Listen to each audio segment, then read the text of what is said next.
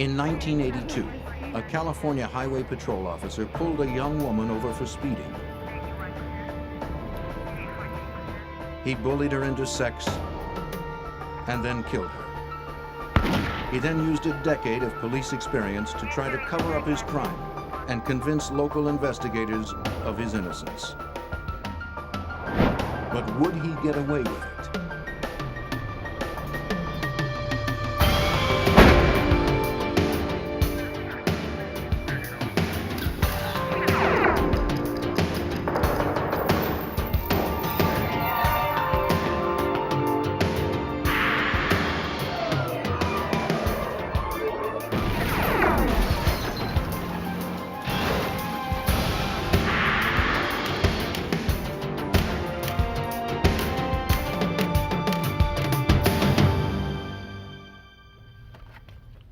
Society depends on trust and authority.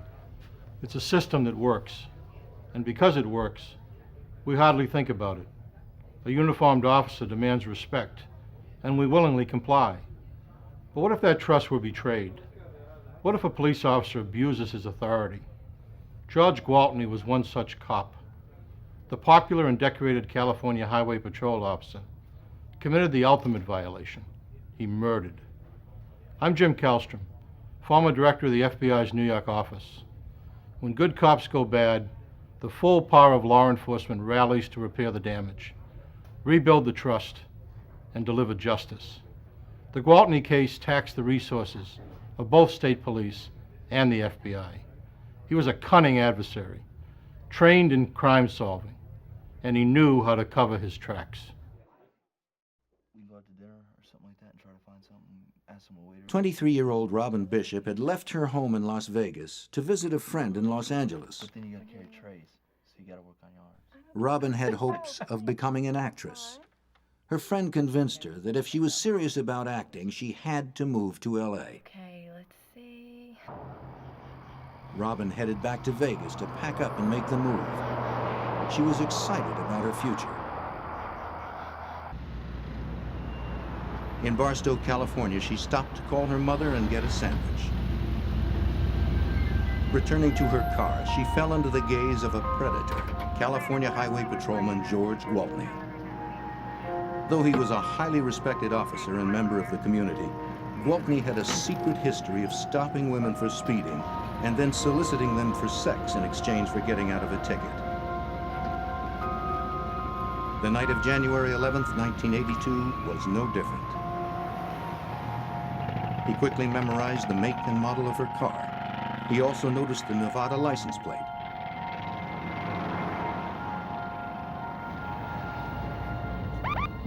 Next, Gwaltney saw a neighborhood boy he knew, a boy who, if necessary, could be used as a convenient alibi. Hey, Preston, you want a ride? Sure. He picked up Preston Olson and gave him a ride home. A former winner of the Officer of the Year award, Gwaltney was well known for such kind actions. Barstow parents trusted Gwaltney to keep a protective eye on their children. He dropped Preston off at his house and said hello to his parents. By now, the young woman whom Gwaltney had targeted would be well out of town, headed toward Nevada on Interstate 15. The ordinarily well-traveled highway was unusually quiet. He caught up with her on the empty highway east of Barstow. He turned on his light and siren and pulled her over.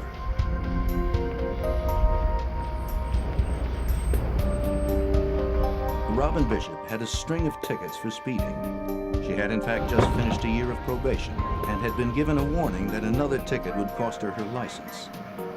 Robin knew that a car and a driver's license would be essential for an aspiring actress in Los Angeles. Okay, man. Do you have any idea how fast you were going? Pretty bad. Just a little bit too fast. I'm gonna have to ask for your license, man.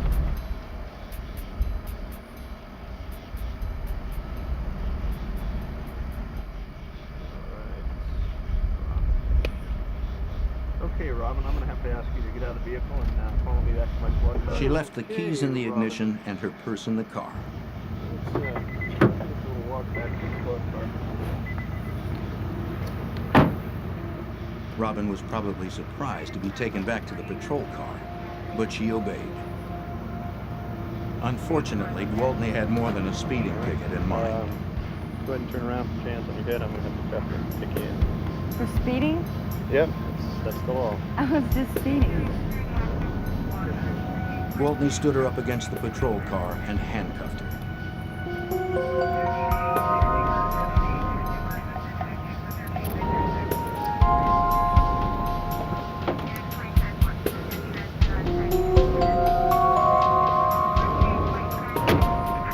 As he put her into his back seat, she must have been scared and confused. Why the handcuffs? Where was he taking her? Gwaltney returned to her car to get her purse. At that moment, a car with a lone driver passed by.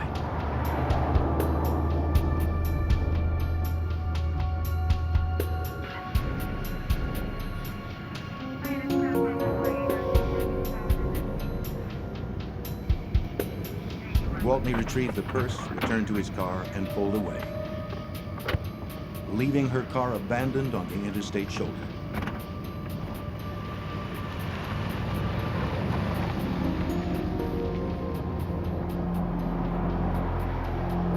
He drove Robin to an exit that led to a seldom-used access road running parallel to the highway. It was a place he often went to take a break during his patrol shift. A secluded lookout point where he could observe the highway some 400 feet away, clearly from all directions. There, holding the threat of jail or loss of license over her, Gwaltney raped Robin Bishop.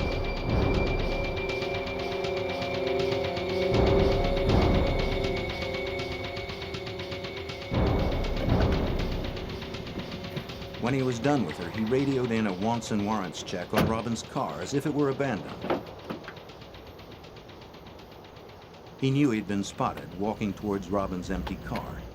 Yeah, I'd like to report a 2829. Yeah, license number 561 FBD. It was the first in a long line of lies covering his actions for the official record. Copy that. 34.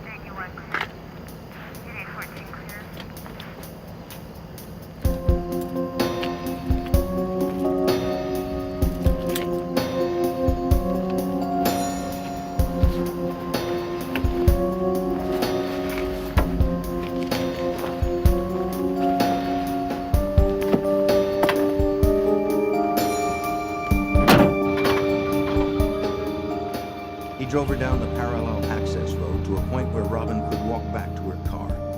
He removed the cuffs and let her out of the car. Things were working out for Gwaltney. He'd gotten what he was after and was simply going to let her go. But as she sat on the ground to put on her boots, something happened. Perhaps anger replaced fear now that she was released. Perhaps she threatened him with exposure. Her brother was a prosecutor in Nevada. Regardless, it would be her word against his.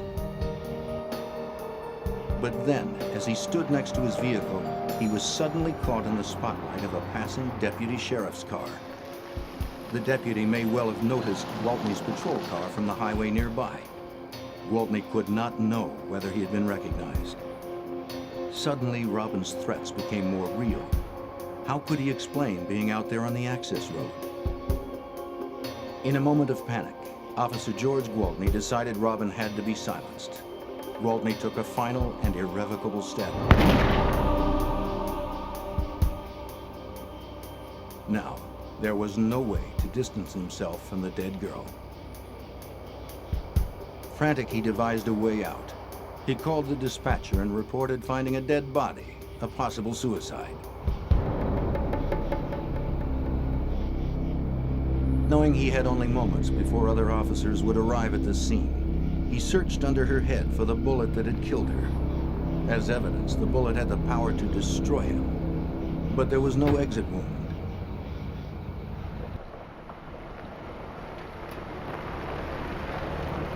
Homicide Detective Milt Rose of the San Bernardino County Sheriff's Department was sent to investigate the dead body found by Gwaltney. On his way to the crime scene, the dispatcher asked that he examine the abandoned car. As the body had been found a short distance away on the access road and was visible to investigators already at the crime scene, the police suspected there was a connection between the car and the body. I did not see any obvious signs of any malfunctions. No mechanical breakdowns. The tires were all in good condition. The vehicle was in gear. The keys were inside the vehicle. Why did the vehicle stop at the location it was at? At the crime scene, Officer Gwaltney was now composed and professional. He described how he found the victim, checked for a pulse, and looked in her purse for identification. The Nevada vehicle registration and driver's license identified her as Robin Bishop, owner of the abandoned car he had called in earlier. Although Officer Gwaltney had reported an apparent suicide, Detective Rose quickly ruled out that possibility. The victim had been shot in the back of the head at close range, then moved slightly. 4 inches from her head was a stream of blood on the ground. Clearly, this was a homicide. Recent rainfall made tracks and footprints from Gwaltney and his cruiser clearly visible in the damp sand. In this general area, we found a couple of footprints that came around, appear to come around the front of the vehicle. They travel around in the front of the vehicle and off in a direction sorted towards the middle area of the vehicle.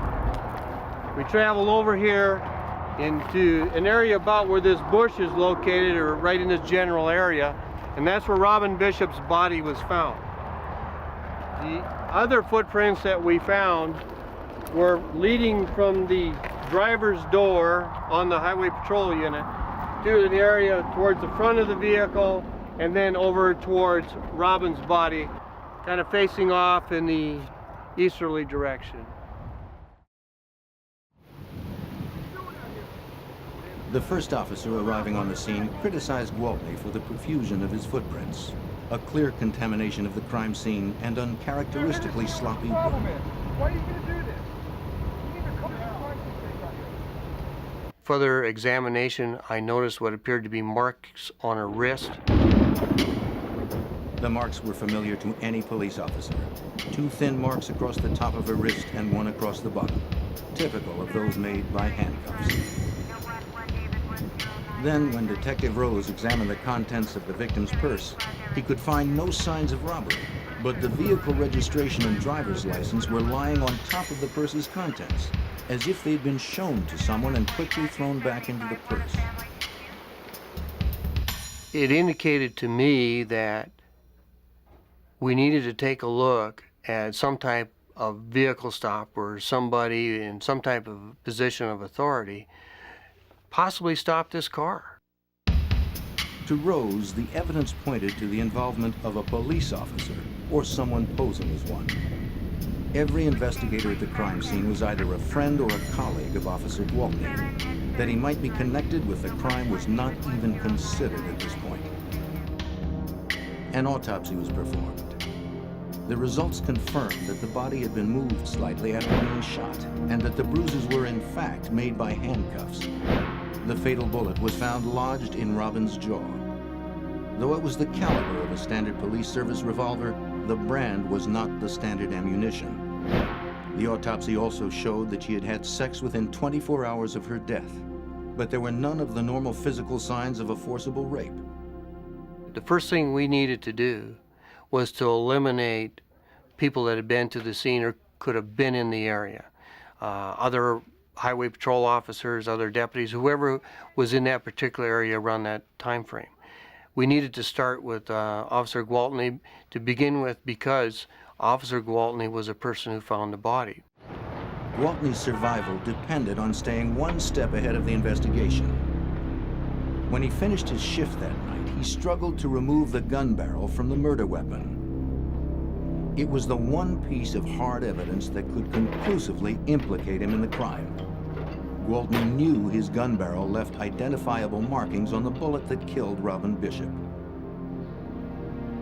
The next morning, he went to a local gun shop to order a new barrel, which would confuse a ballistics test.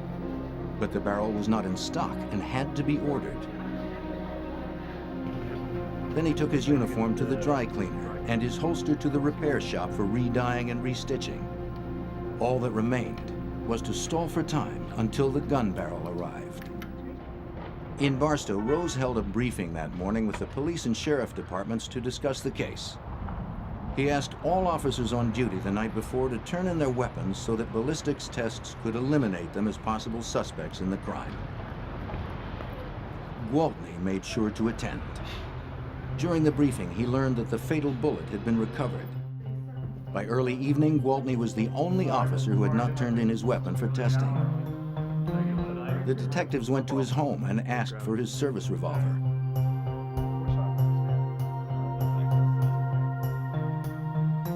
He returned moments later with the wrong gun, his off-duty weapon. George, this isn't your service revolver, and that's what we need. Service revolver. Service. I mean, everyone else. The captain sent him back for his service revolver, but he returned empty-handed. You aren't going to believe this, but it's been stolen. What do you mean stolen? Well, there's George, been some burglaries in the He claimed neighborhood. that his house must have been burglarized. The gun was missing. have to ask for your The story sounded doubtful, physical mouth. but because Gwaltney was a highway patrol officer, Detective Brian English with the San Bernardino County Sheriff's Department was inclined to believe him. I kind of empathized with him because we were, in my opinion, we were looking for evidence to show that he didn't do it. It was some criminal that did it. You know.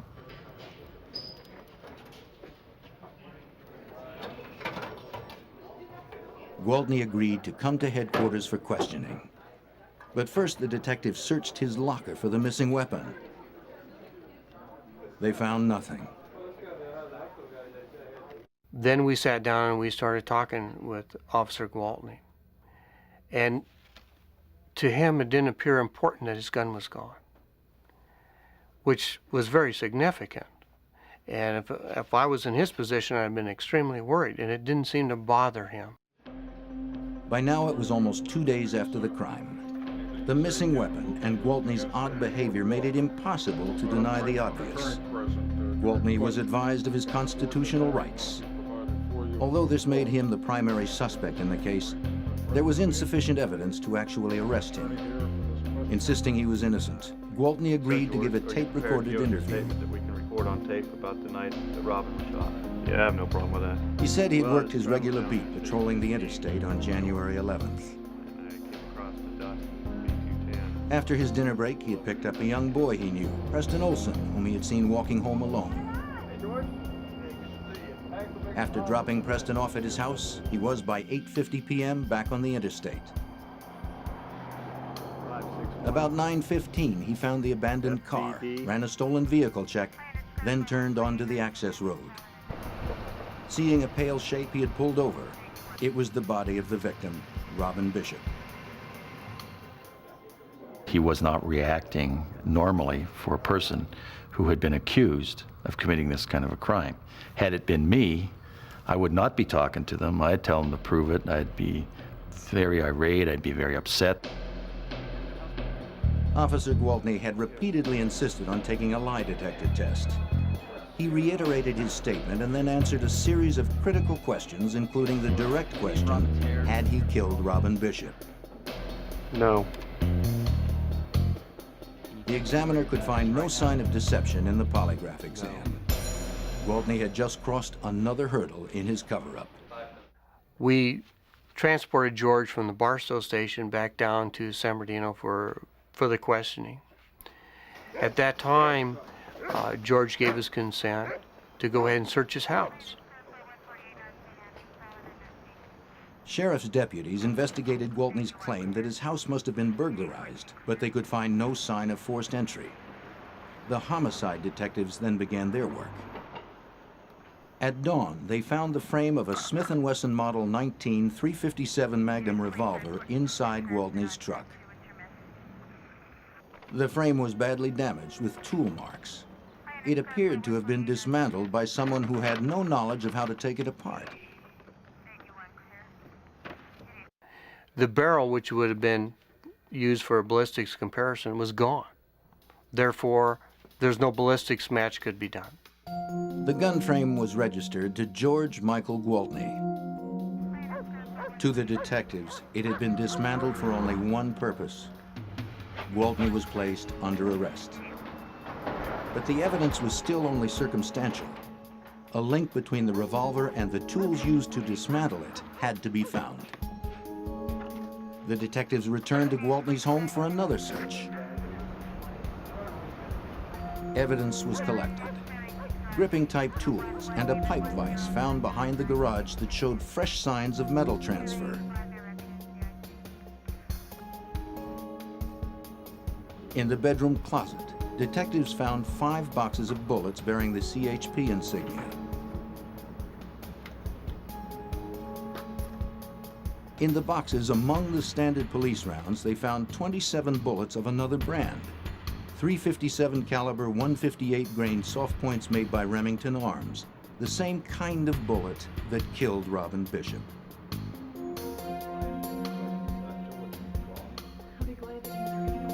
Gwaltney's wife was in a state of shock and disbelief.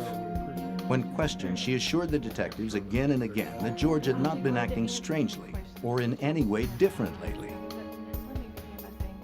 He was a good husband and a good father to their children. He's a wonderful husband, a very caring father. News of Gwaltney's arrest stunned the small community of Barstow. His fellow officers had known and respected him for decades.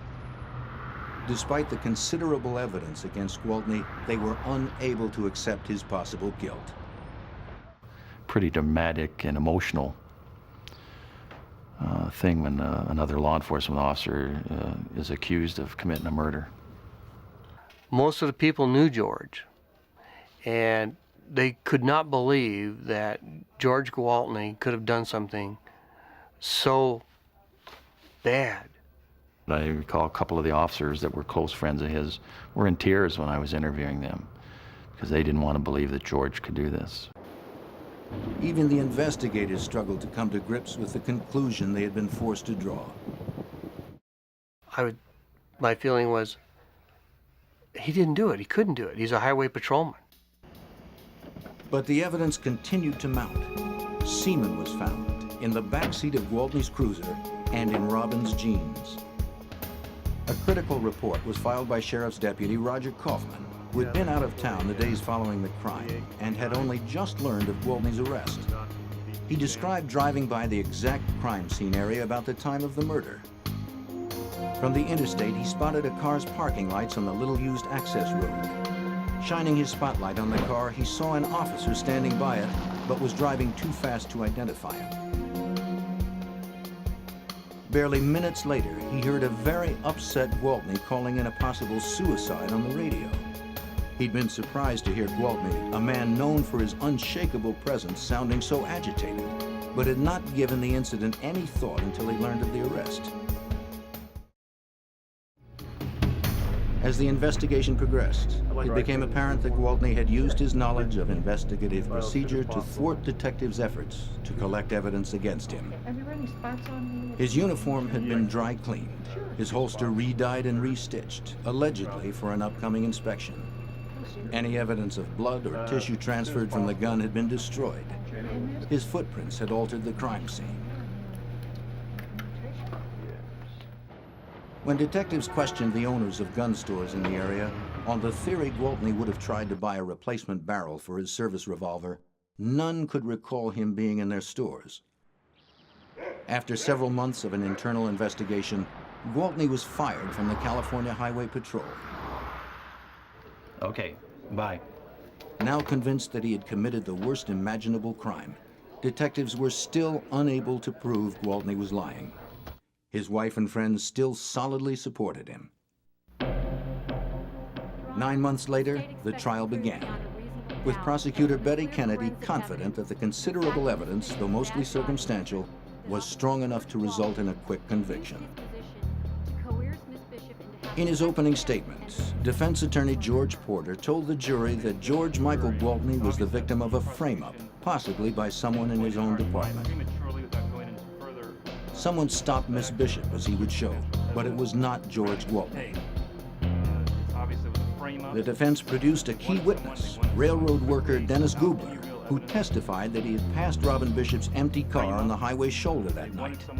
A light-colored car was parked 50 feet behind it. Gubler described to the jury a man carrying a flashlight who was approaching Bishop's car. His description, however, seemed to eliminate Gwaltney as the man he saw. Other suspects, Porter contended, must be considered. The prosecution constructed a precise and elaborate timeline for the jury, from Robin's final phone call to her mother in Barstow to Gwaltney's radio call reporting the discovery of her body. The timeline included all of Gwaltney's known actions and time for the murder as well. The prosecution believed its case was bulletproof. Travel times, the pickup of the Olsen boy, the deputy's sighting, the radio calls, everything. But Gwaltney's attorney countered by producing dozens of witnesses, CHP colleagues and personal friends who testified to his impeccable character and record. He used the timeline itself to cast doubt on the series of events. Could Gwaltney possibly have had enough time, barely 20 minutes, to do all he was accused of? The defense easily challenged the scientific analysis of the semen samples from the car and the victim. The technology for using DNA in the courtroom was still 6 years in the future. In addition, Porter was able to cast doubt on the prosecution's inconclusive tool mark analysis of the gun frame and tools taken from Gwaltney's vehicle and residence. Nevertheless, the prosecution believed the bullet evidence and the dismantled gun frame would be enough to convince the jury. The strongest evidence that we had in the particular case was the frame of the gun. How can you explain the frame? How can you explain why it was in the vehicle? Why was it taken apart? Why was the barrel missing? Why was the cylinder missing? The grips, the hammer, the trigger? Why? Gwaltney was prepared and polished, providing the defense with its best witness, himself. He had an answer for everything that was questioned to him. And every answer he had was feasible. And what their defense tactic was to put a small amount of doubt into each one of the items of evidence that we presented. And that's what they did. And George did an excellent job of tying up all the loose ends when he testified. In the end, the testimony of 50 witnesses in 30 areas of expertise and all the accumulated evidence failed to convince the local jury. After 4 days, a deadlock was declared, 8-4 in favor of acquittal. George Gwaltney was a free man. Nothing is, as some people say, a slam dunk. And you never know which way the jury's going to go. You never know which evidence the judge is going to let in and which evidence the judge won't let in. So, because I wasn't involved in the daily routine, I was very much surprised that George was not found guilty. We spoke to a number of the jurors, and a few of the jurors thought there was a good possibility George was the one responsible, but they couldn't believe he actually did it. And if he did do it, he was a highway patrolman. He worked hard. He worked for the community. He was respected. We just couldn't find him guilty. Still believing George Gwaltney was guilty, prosecutors were determined to get a conviction.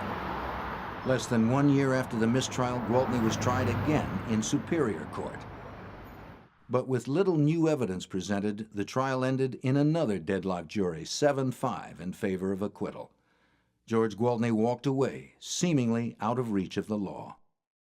I was stunned. I sat around for several hours just thinking about it, rehashing what could have we done to change the outcome. What could we do if and when there's another trial? Arguing the appearance of harassment, the judge denied prosecutors a third trial. It appeared that George Gwaltney could not be brought to justice in the town of Barstow. We felt, and I was convinced, that George killed this lady and that we needed someone to come in and prosecute George. George needed to pay for what happened.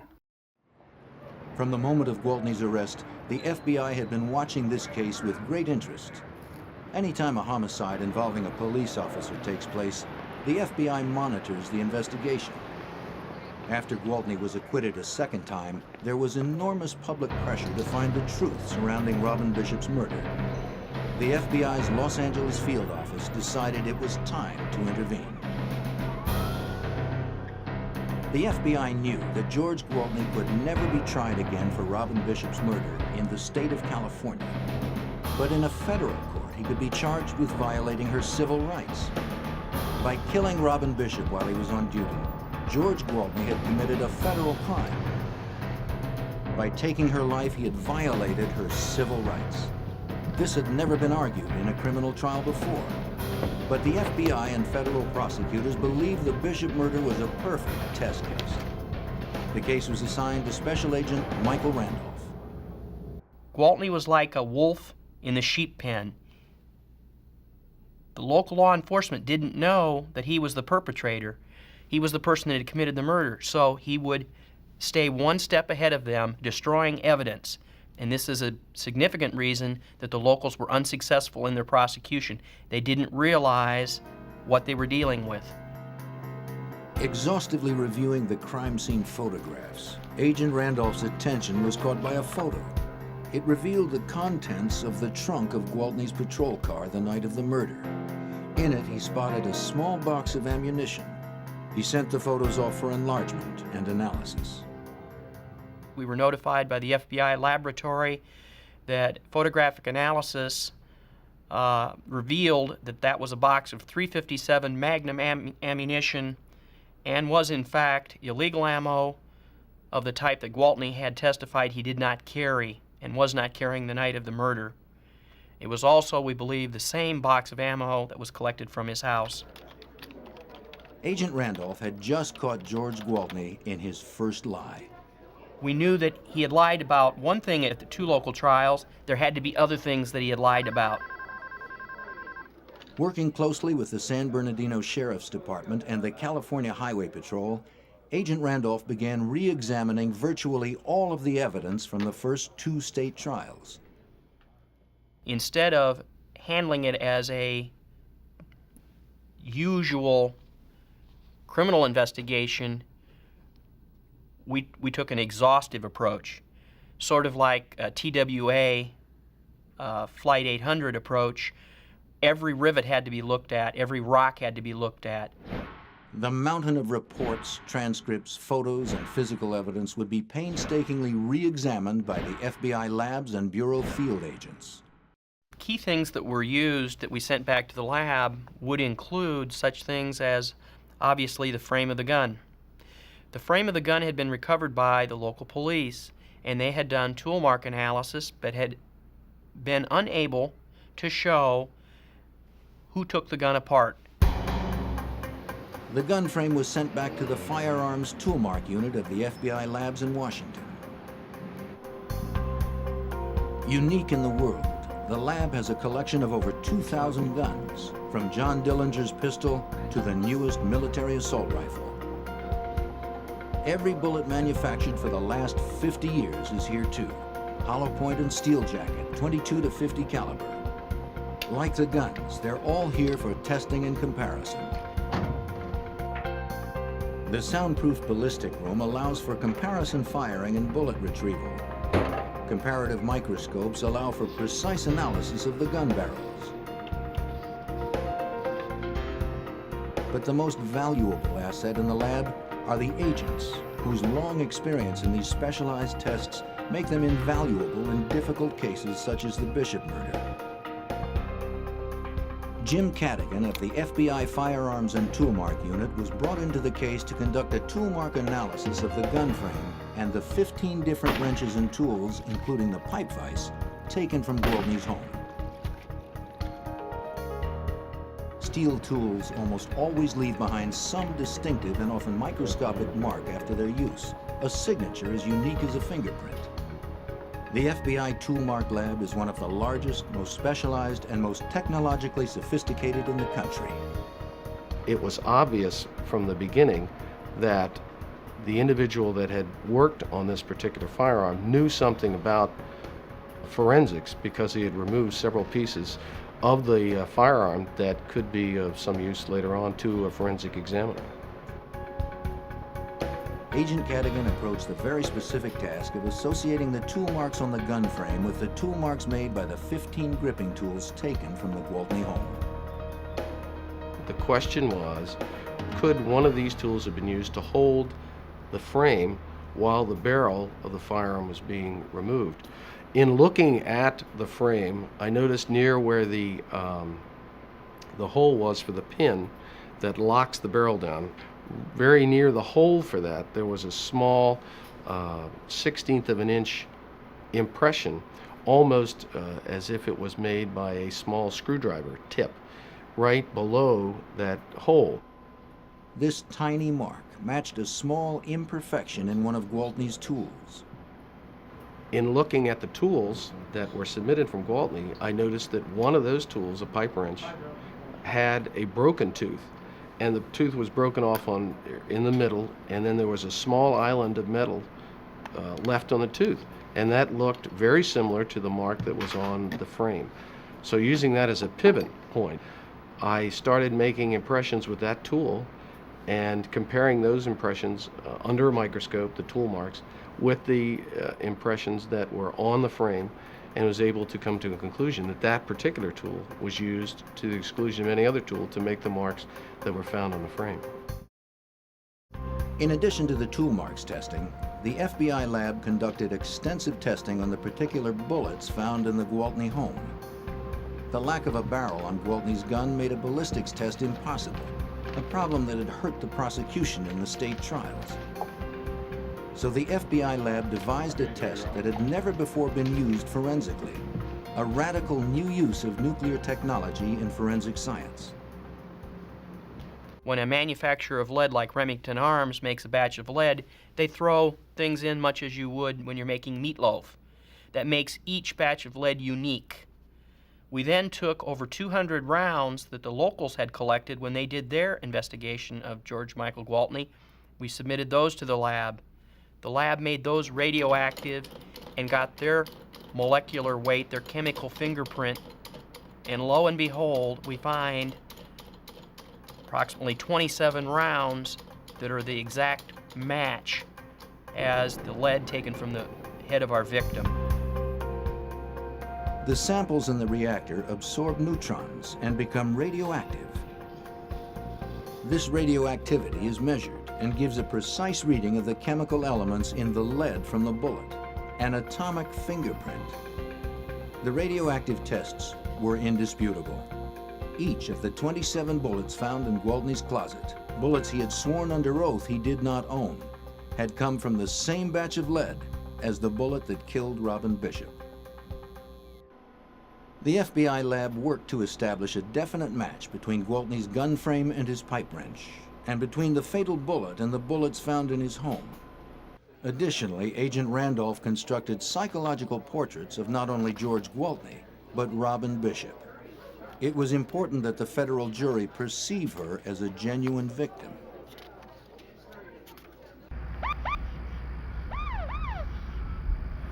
Robin Bishop was raped by someone she was taught to respect and trust, an officer of the law.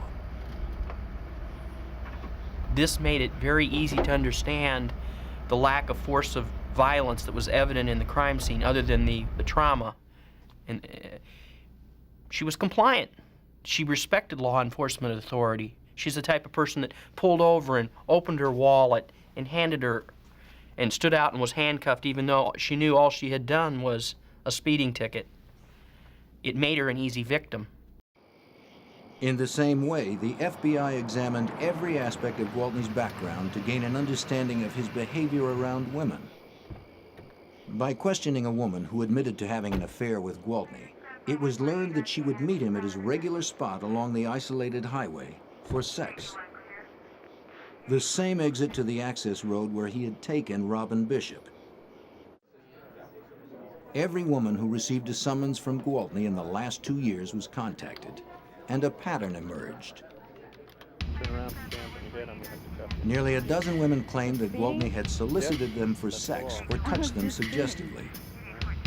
This indicated to us that this was not an isolated sexual assault with Mr. Gwaltney. This is a type of pattern of behavior. When he put his uniform on, he became predatory towards females, was our conclusion. Witness testimony from the state trials was also carefully re-examined for discrepancies that could lead to breaks in the case. In some instances, the FBI leaned hard with the weight of federal authority. Many witnesses were reluctant to testify, fearful. It's a small community, everybody knows everybody. We had to let them know that a federal investigation is just not a local matter that's going to blow away with the wind out in the desert. We're going to be here until this is resolved. This persistence led to one of the most crucial breakthroughs in the case. San Bernardino Sheriff's detectives had originally interviewed the owners of Barstow gun shops for signs that Gwaltney might have tried to buy a replacement barrel for his service revolver the day after the crime. None claimed to have seen him.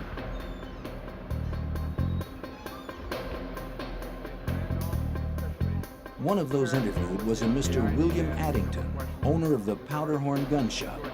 He had denied during both state trial investigations that George Gwaltney had been in his shop the day after the murder. But printouts from the shop's phone bills caught Addington in a lie. And we found toll records that show the day after the homicide, late in the afternoon, after the briefing that Gwaltney had attended, Mr. Addington had made a phone call up to this gun shop in Sacramento attempting to order a barrel for the type of weapon that Mr. Gwaltney carried that was now missing the barrel. Now confronted by the FBI with this evidence, Addington admitted that Gwaltney had been in his store trying to buy a barrel for his revolver the day after Robin Bishop's murder. Addington had previously lied to state investigators in an effort to avoid getting involved. Fearing that lying to the FBI was a felony, Addington broke down. Reviewing the timeline of events, the FBI found that Gwaltney had created a false alibi to cover his visit to the gun shop and shoe repair shop where he'd had his holster cleaned and dyed, claiming to be on duty at the time. Gwaltney's story was falling apart. But the most important part of the timeline that the FBI reviewed was the pickup and delivery of the neighborhood boy Preston Olson. The problem with that story was nobody had ever sat down with Preston Olson. He testified at 2 trials, and he verified what Gwaltney said.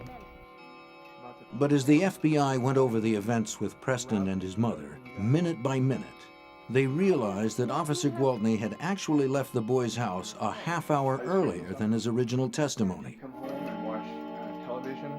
Preston never owned a watch and had never timed it, and nobody had ever done a timeline analysis with him. This new information and the resulting revision of the timeline was one of the most important developments in the FBI's case. We didn't stop for anything. There was no traffic whatsoever. He can't change his story. He's locked himself in on 2 local trials to the local timeline. So the timeline was very significant. It gives him a half hour he has no explanation for. With the revised timeline, Officer Gwaltney now had ample time, 20 to 40 minutes, to stop Bishop, handcuff her, force her to have sex with him, then shoot her. Gwaltney knows she's got out-of-state plates. She's an attractive young blonde woman. He zips up the road, takes him a couple minutes, and then gives chase. Finally, Dr. Edward Blake of Forensic Science Associates was contacted to re-examine the semen evidence from the first 2 trials. Prior to the use of DNA in criminal trials, the use of semen as evidence was problematic. But the FBI felt there might still be a way to use what they had. Gwaltney had had a vasectomy and had it reversed. Was there any way this information could be used in the identification and matching of his semen with the crime scene specimens? Federal prosecutors asked Dr. Blake, a forensic serologist, if there were any new scientific developments that might help the investigation. He said, well, I mean, science does progress over time, does it not, Dr. Blake? I mean, maybe there's something, and would you be willing to just look into the matter? And I said, well, I happen to know some people that are involved in fertility work, and one of the elements that's involved in this case is the idea that Mr. Gwaltney had had a vasectomy and had it reversed. Dr. Blake learned from colleagues at the University of California that a vasectomy reversal can sometimes cause the production of anti-sperm antibodies. The body reacts to sperm seeping into the bloodstream as if it were invading germs. The phenomenon is highly unusual and could conceivably be used as a marker in seminal fluid. He sent samples from Gwaltney to the University of California lab. We found that not only do those fluids contain the anti-sperm antibodies, the antibodies were there at very, very high levels. And that provided the incentive to then explore the evidence itself. Dr. Blake learned of a new test used in fertility studies. It was called the immunobead assay test and could determine the presence of anti-sperm antibodies in the crime scene samples. Because this kind of evidence had never been used in court before, Dr. Blake videotaped the test to show the jury in the federal trial. Ultimately, extracts that were prepared from a pair of genes that were on Robin Bishop's body, samples that were taken from the Highway Patrol car seat were prepared, and these samples were tested for the presence of these anti-sperm antibodies. And in both of those samples, the anti-sperm antibodies were found. During the 6-month FBI investigation, all of the re-examined evidence and all of the new witness testimony led to one bedrock certainty for the special agents working on the case. We know we've got the right guy, and we're going to get him. George Gwaltney was going back to court. George Michael Gwaltney was indicted by a federal grand jury for violating the civil rights of Robin Bishop and arrested. He was the first California law officer to be charged under the federal civil rights statute. Once again, he pleaded not guilty. But for the first time since the ordeal began, Robin Bishop's parents had hopes for a different outcome. This time, George Gwaltney faced a federal court and the FBI. It was clear from the beginning that the federal trial would not be a repeat of the first two trials.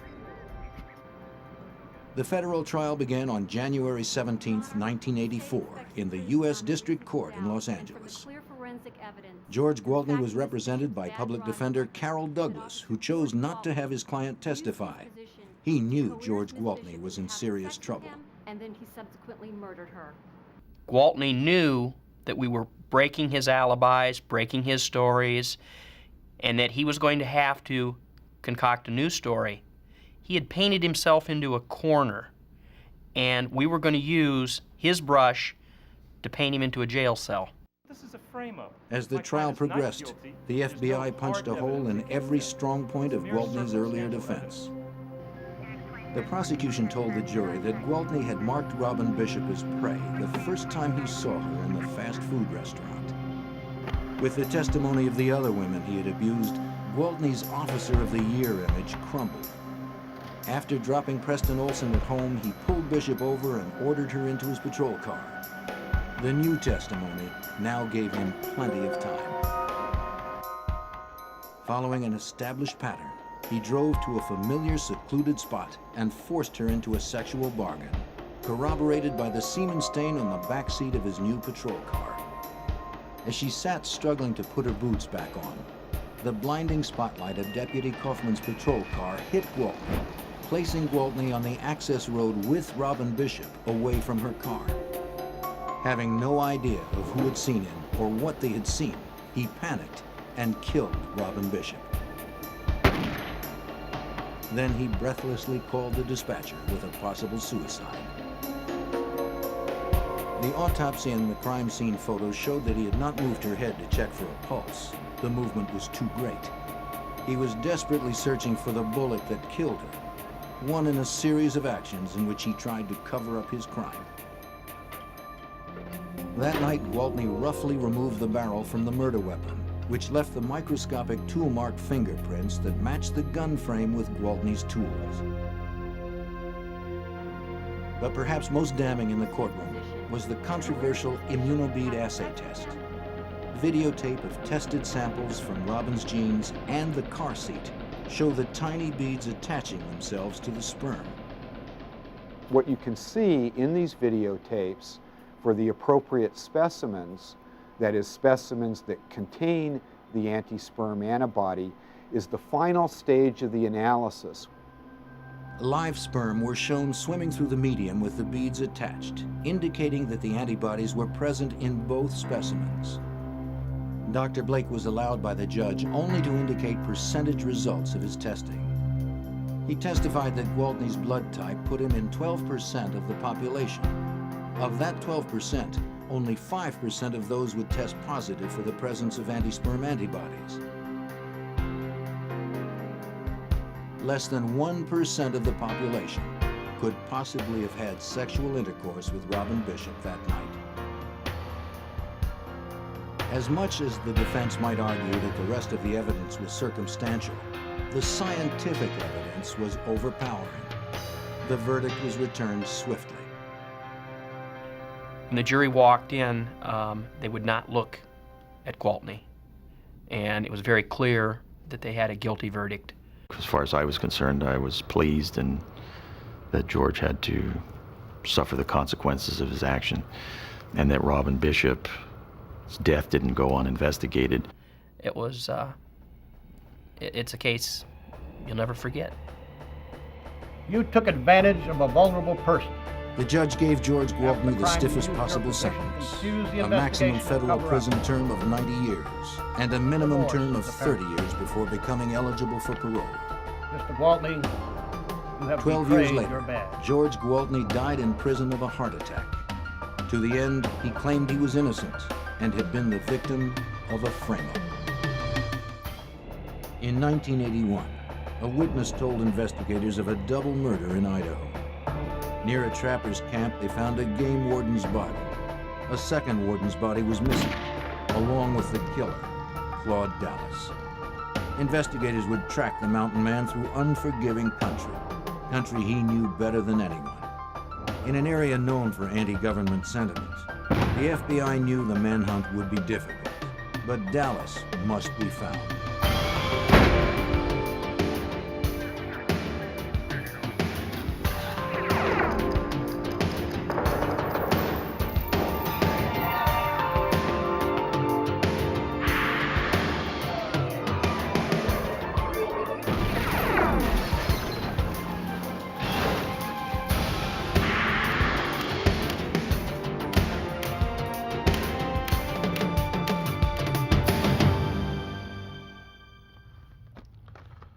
The sun set on the Wild West long ago, but some people refused to notice. Claude Dallas was one of them. A wily trapper, distrustful of authority, Dallas typified the rugged individualism that forged this country. He went too far when he killed 2 game wardens in 1981. The law that he despised so much began to close in. But Dallas knew the land and could live off it as long as he needed to. Finding him wouldn't be easy. I'm Jim Kallstrom, former director of the FBI's New York office. A man like Dallas could hide almost anywhere. The severity of his crime demanded that we never stop looking. A modern-day posse formed to round up the maverick and deliver him to justice.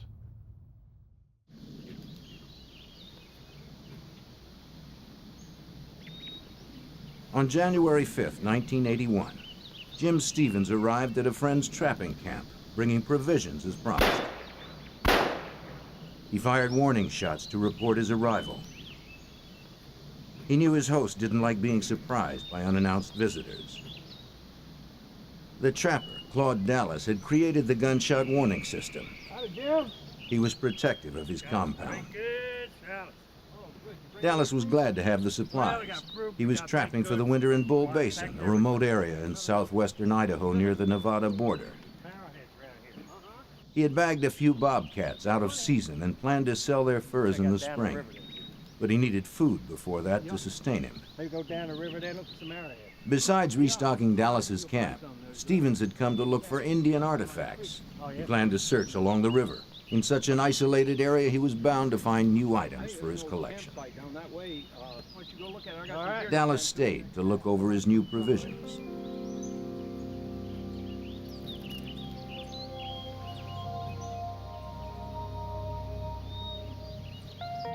Stevens was away for only a short time.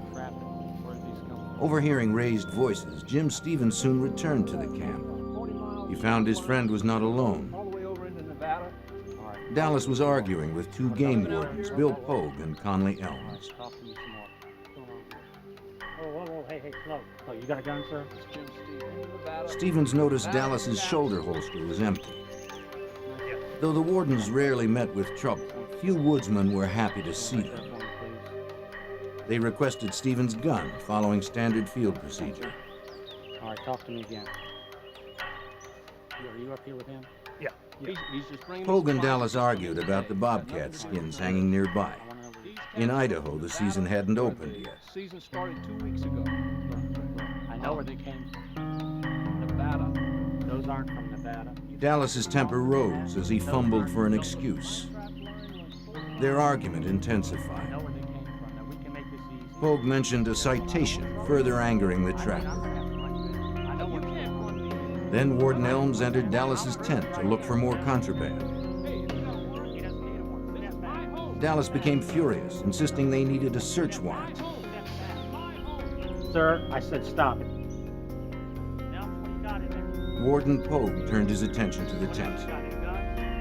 Suddenly, Dallas was firing a gun.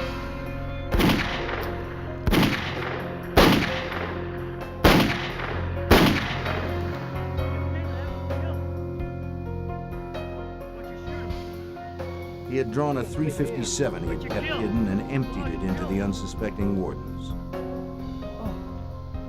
Without a word, Dallas reached for his .22 rifle and carefully aimed behind the ear of Bill Pogue.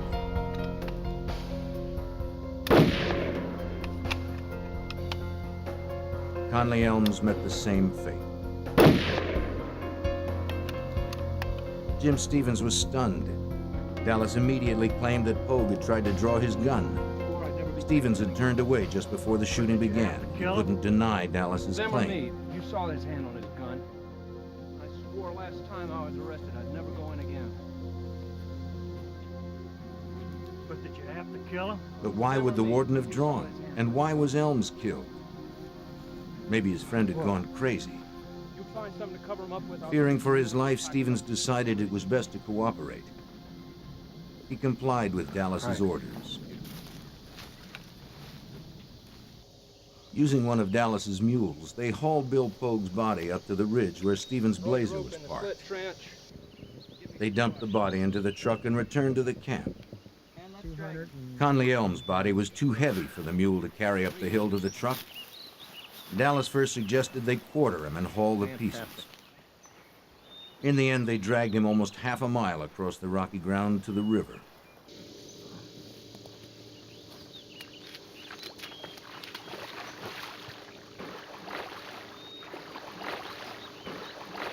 That would be Dallas's one mistake. He didn't weight the body. As it floated downriver, it was sure to be seen.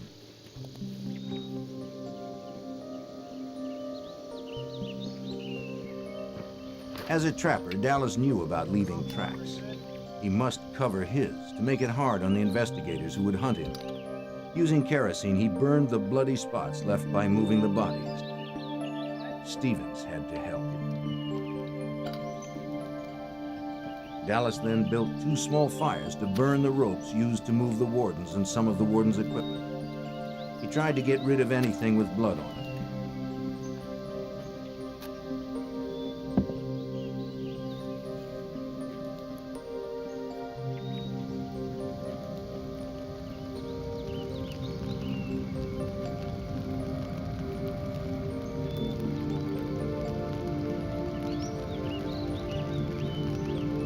Dallas never expressed remorse for the killings. To Stevens, Dallas seemed without emotion. It was more reason to fear him. Dallas had to get rid of Bill Pogue's body. He decided to go to a friend's house in Nevada for help. Stevens didn't want to cross Dallas, and it might give him a chance to get away from the killer. They would head for Paradise Hill, Nevada, 5 hours away.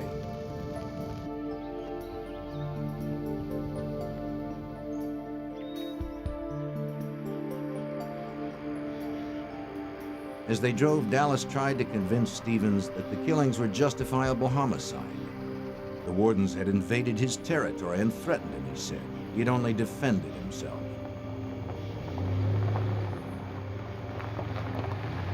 Stevens couldn't understand how it was self-defense, but he didn't argue. There was no telling what Dallas might do to him.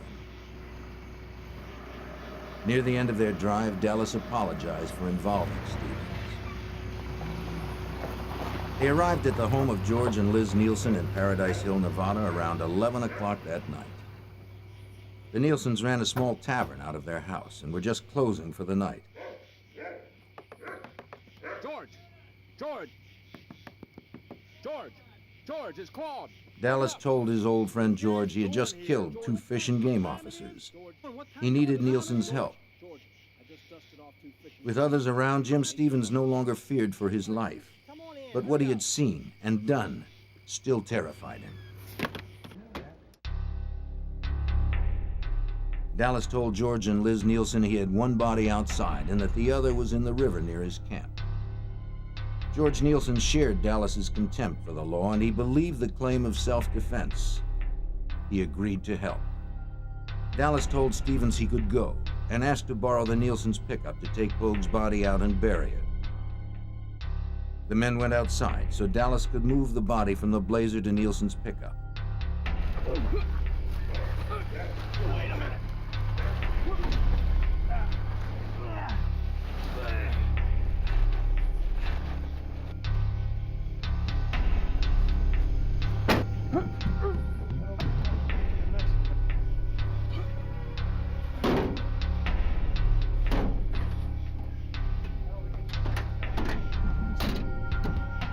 Stevens could finally head home. Dallas went off alone to get rid of the body. Hours later, he would return to the Nielsens to shower, change clothes, eat, and pack. The Nielsens would give him food and some cash. Around 5:30 a.m., Nielsen would drop him off 15 miles away, where it is believed another friend picked him up. In any case, Claude Dallas had disappeared. A few hours later, Jim Stevens realized he had to go to the police. Liz. After talking with George, he visited Liz Nielsen at the local hospital where she worked. She agreed they should contact authorities. They were too involved not to. We gotta turn him in. They met with the county prosecutor. Stevens explained that he was there at the time of the shootings, but had his back turned when Dallas started firing. Exactly what you saw. We went down the river there. He didn't see if Pogue had drawn his gun, so Stevens couldn't verify or dispute Dallas's self-defense story. George and Liz Nielsen told how they had helped Dallas disappear, but they didn't know where he was. All anyone knew was that for some reason, Claude Dallas had snapped. He was unpredictable, armed, and out there somewhere.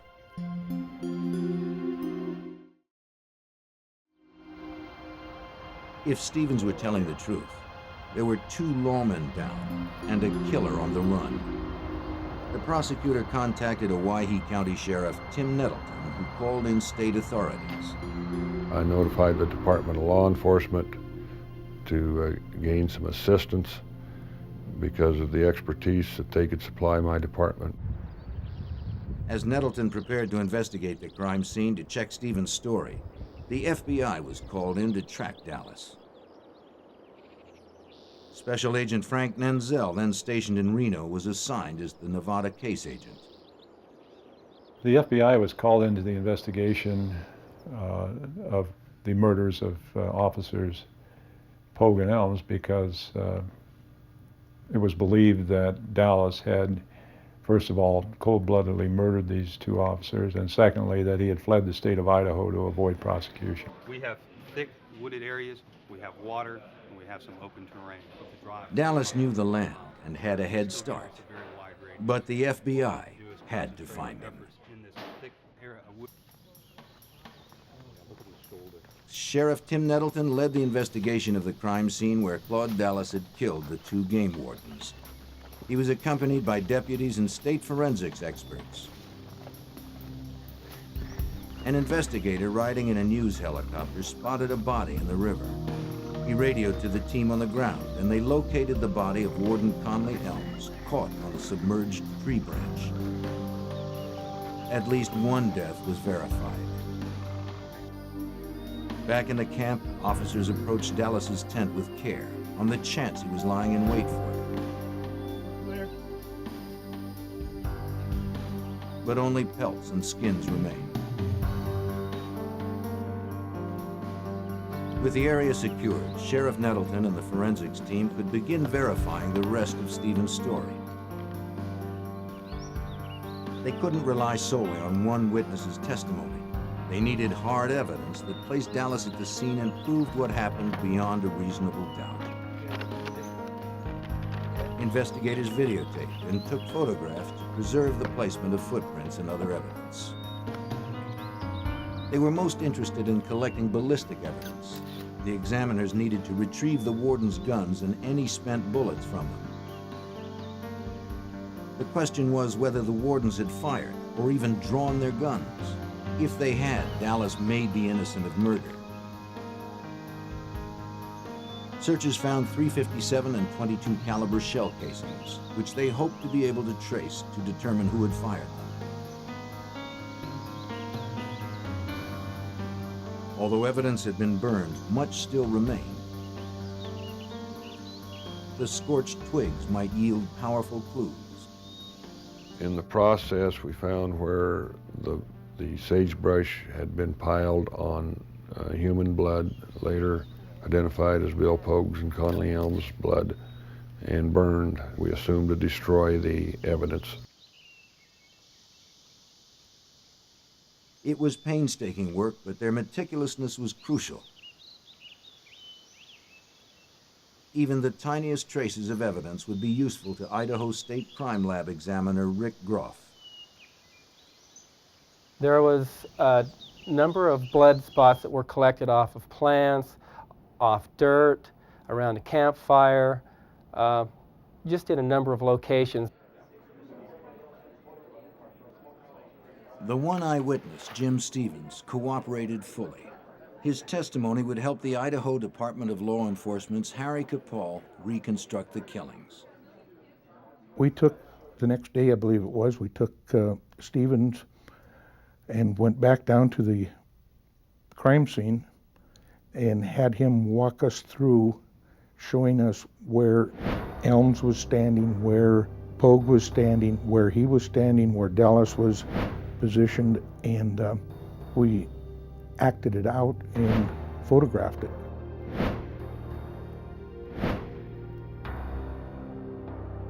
Investigators were sure of what had happened, but they didn't know where Claude Dallas was or where he had hidden Bill Pogue's body.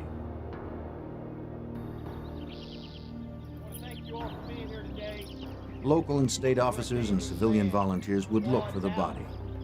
The news of the warden's murders galvanized the searchers.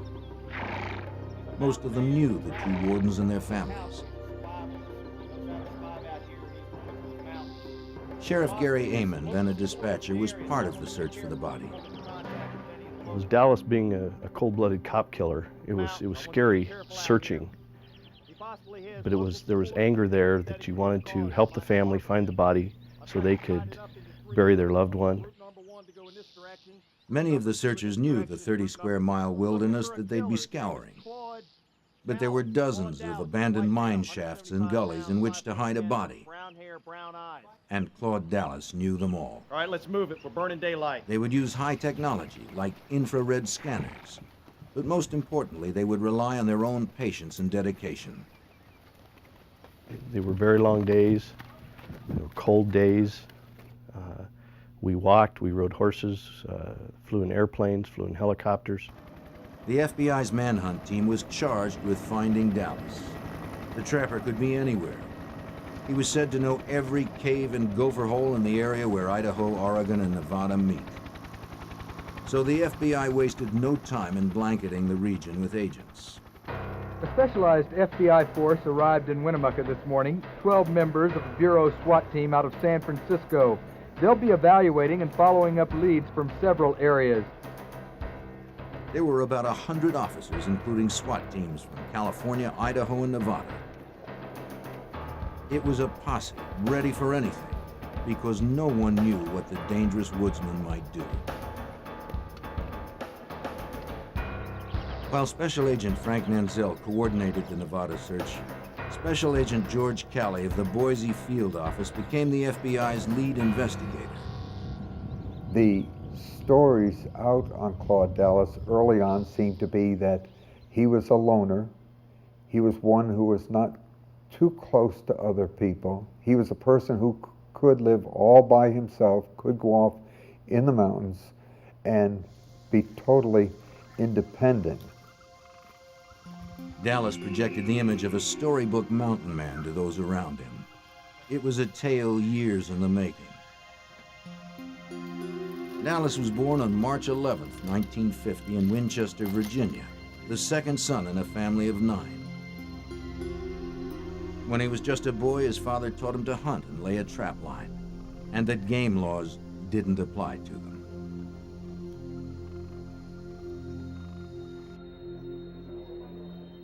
The FBI learned that Dallas's name was already in their files for a draft dodging charge more than 10 years earlier.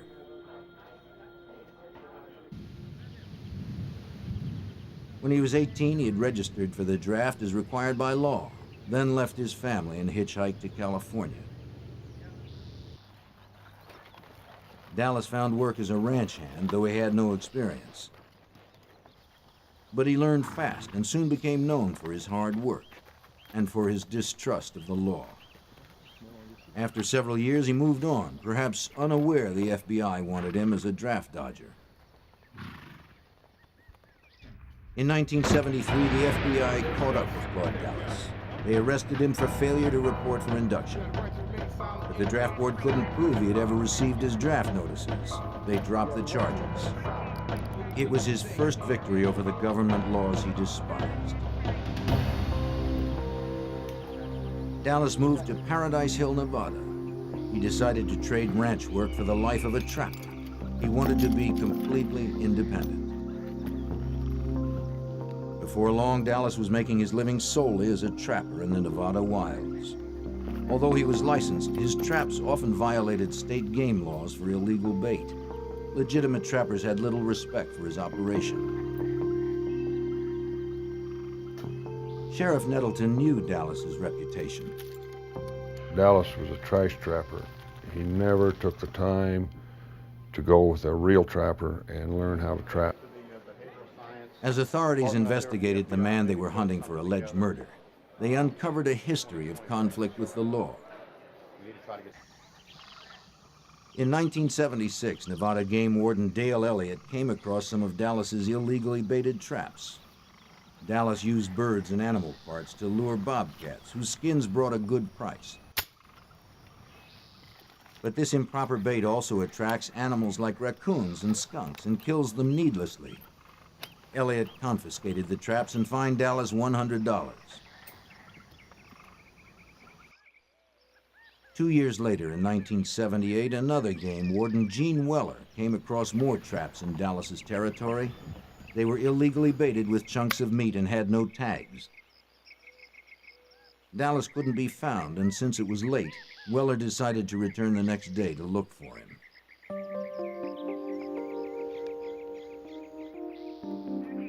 The following morning, Weller and a sheriff's deputy found Dallas's Jeep. But again, Dallas couldn't be located. Inside the Jeep, they found 2 weapons, a rifle and a revolver. It was against Nevada law to keep a loaded rifle in a vehicle, so they confiscated it. They took the revolver, too.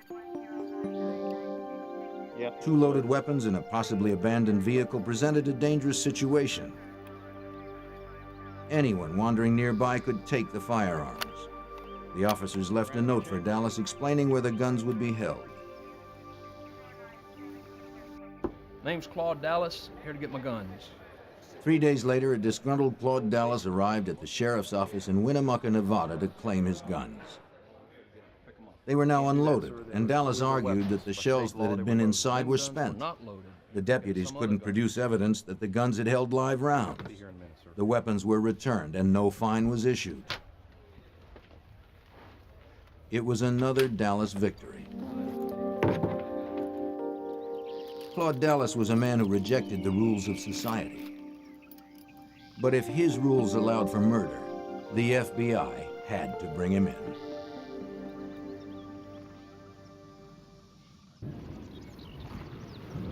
Within days of the 2 game wardens' deaths, FBI agents gathered information about the killer Claude Dallas.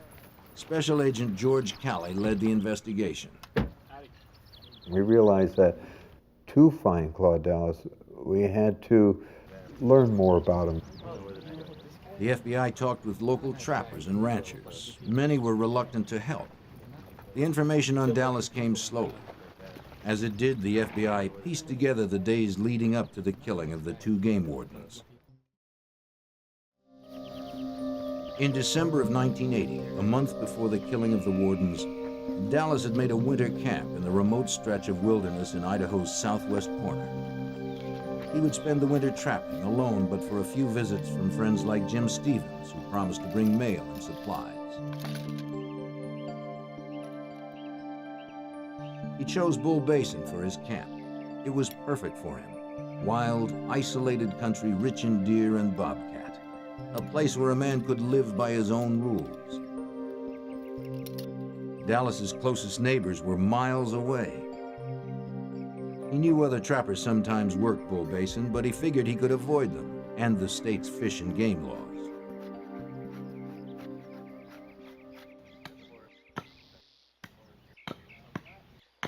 But one day, his neighbor paid him a visit. Eddie Carlin owned the 45 Ranch, 12 miles away. He often trapped in Bull Basin, and he wanted to know who was working his territory. Carlin saw illegal bobcat furs in the camp. When he commented on them, Dallas said he didn't believe in man-made laws. Something about the trapper made Carlin uneasy. Well, I got a long line out here. I run 40 traps. He nervously eyed Dallas's .357, a more powerful weapon than a trapper needs. Any of these come off of the Carlin made it clear his family had trapped in Bull Basin for years. Finally, they agreed to work separate areas of the basin. I keep my property line squared away there. Okay. They would stay off each other's turf. For the moment, Eddie Carlin was more concerned about a couple of trappers poaching on his 45 Ranch itself. In the Northwest, working another man's land is like stealing directly out of his pockets. Carlin drove 2 hours to the nearest phone to alert the Fish and Game Department. It was 10 p.m. on January 4th when Carlin reached Game Warden Bill Pogue. Pogue was known as a strict, by-the-books warden. Carlin knew he would help him clear his ranch of unwanted trappers. All right, look, I'll see you in the morning. Pogue understood Carlin's concern. That would be great. The poachers needed to be caught before they moved on to new territory. Pogue told Carlin he'd head out right away, but he needed to find a partner. He called 2 wardens who were unable to make the trip. Finally, he reached Conley Elms.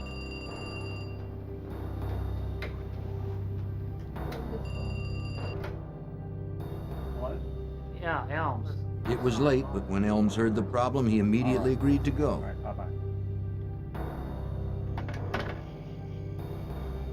The wardens arrived at the Carlins 45 Ranch at 3 a.m. on January 5th. After a few hours' rest in sleeping bags outside, the men joined Eddie and Joanne Carlin for breakfast.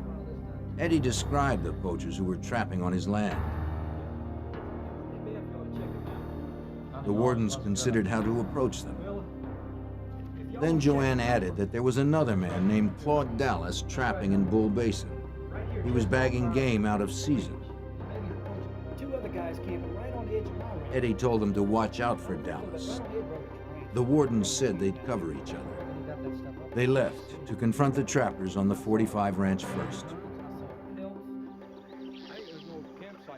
Jim Stevens arrived in Dallas's camp at mid-morning, then went off to look for artifacts, leaving Dallas alone.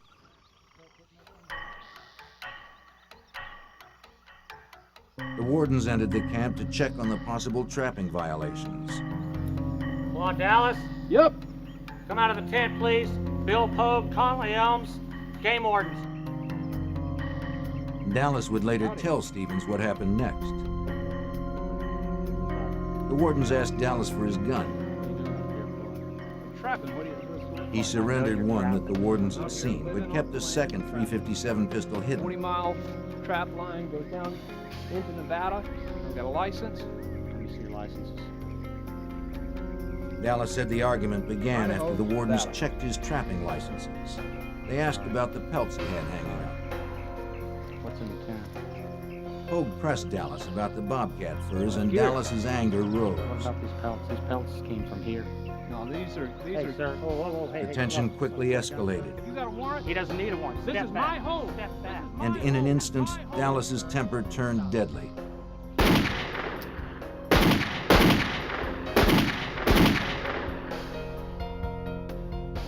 What you shooting for? Perhaps what was most horrible was the way the wardens were executed. Oh.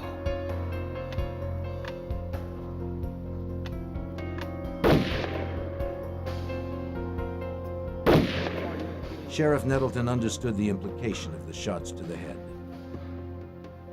That shot behind the ear was to finish him off, and is a common way of administering death by a trapper. Clearly, Dallas considered the wardens no more than animals stumbling into one of his traps. The cold, terrible nature of the crime didn't faze Dallas. Unshaken, he tried to cover his tracks, intimidating Jim Stevens into assisting him. Then he vanished.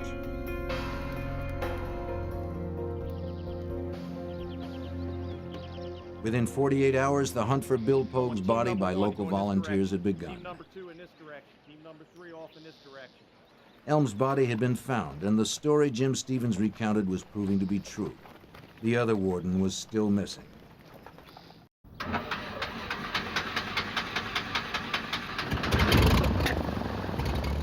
Local and state authorities used every tool at their disposal, including Sheriff Nettleton's airplane.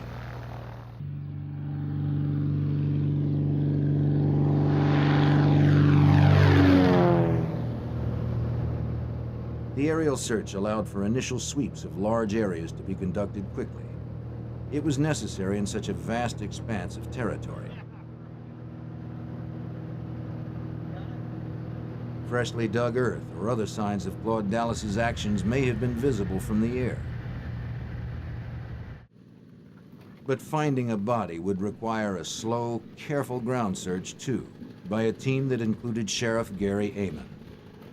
When we actually went down and searched for the body, approximately 50 or so people went down. We camped out near Paradise Valley, and we would break up into teams, and we'd go search a specific designated area that we were assigned to, and we would basically turn over every rock and look under every brush for signs of a grave or footprints, bodies, whatever, any evidence that might be related to this case. As local authorities searched for Pogue's body, the FBI hunted Claude Dallas. He could be anywhere, from the Northwest to Mexico or beyond. Dallas was on his own turf, and the manhunt promised to be long and frustrating. Agent George Calley and the other investigators knew that to find Dallas, they'd have to narrow the search. We had to contact the people that he had seen in the past, and we began to get an idea of the type of person he would look up by those who had similar interests that he did. And we really concentrated on who are his friends.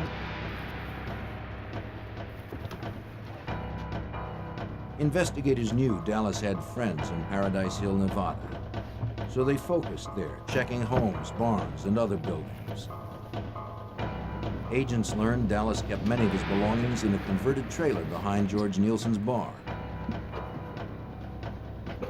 When agents searched it, they discovered nearly 20 weapons and some combat training manuals. It was further evidence they were hunting a man who was dangerous and knew how to kill.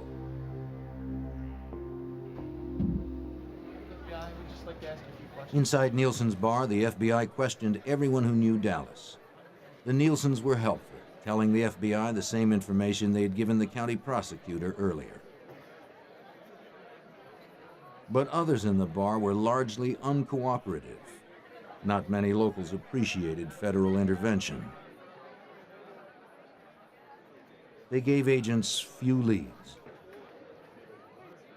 It was clear people were protecting Dallas, either because they liked him or because they disliked the law. The federal agents weren't the only ones getting the brush off. Even local authorities like Harry Capall felt the frustration. Some of the anti-establishment type people said the two officers deserved to be killed. They had no business being down invading this man's camp, but there were quite a few people in the Winnemucca area who really weren't too helpful, and I think our investigation would have proceeded a lot faster and quicker had they have been more willing to come forward, or if we did interview them, tell us the truth. The fact that Dallas had a network of supporters in Nevada and Idaho gave agents the first glimpse behind his mountain man facade. It seemed he was not the self-sufficient loner some made him out to be. He was resourceful, but he was also dependent on others. The field work by agents like Frank Menzel slowly uncovered the truth about Claude Dallas. He wasn't earning any money, so he had to have some way to eat and sleep and that sort of thing, or a place to go to hide. So he was able to avoid us because he did have some friends, not only in the state of Nevada, but in Northern California where he had relatives.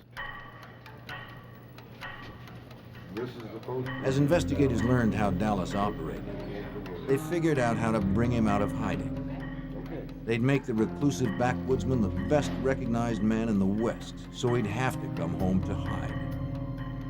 They designed and distributed a wanted poster and put a $20,000 reward on Dallas's head. Sheriff Nettleton called it the Poster War. I had requests from so many police agencies, all the way from Alaska, all up and down the West Coast. They were in Field and Stream. Virtually every gun shop west of the Mississippi had one hanging up. And any place that Mr. Dallas went, he would see his face. Any of his haunts, any of his friends would see it. This would leave him only one place to hide, back in Paradise Hill, where most of his supporters were. Investigators kept the pressure on, following every lead, searching every day, and waiting for Dallas to resurface. After 15 months, agents noticed the people of Paradise Hill becoming uneasy. They acted nervous when any law officer was nearby. The agents worked their contacts and learned that Claude Dallas was coming back to town. FBI agents persuaded a friend of Dallas's to turn informant and notify them when Dallas actually returned. In April of 1982, the informant came in to talk. He didn't want any trouble. Claude Dallas had moved in with a friend, he said. He was at Craig Carver's trailer just outside of Paradise Hill. There were plenty of weapons in the trailer.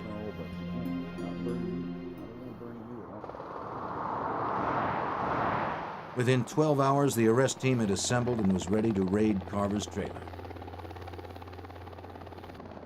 They had to act fast. There was no room for error. On Sunday, April 18, 1982, the FBI made their move on Claude Dallas. They descended upon his quiet, remote hiding spot. With air and ground support, the SWAT team quickly positioned themselves for the raid. They knew Dallas was an expert marksman and that he would be heavily armed. Special Agent George Callett was at the raid. And I well recall the announcement that this is the FBI, and Claude Dallas come out, words to this effect. And he did, he came out. But not the way they expected. Dallas dived through the window of the trailer and went to a truck. Agents were momentarily helpless to stop him. The arrest team mobilized and the chase was on. The FBI had spent more than a year tracking the cop killer. They could not let him get away.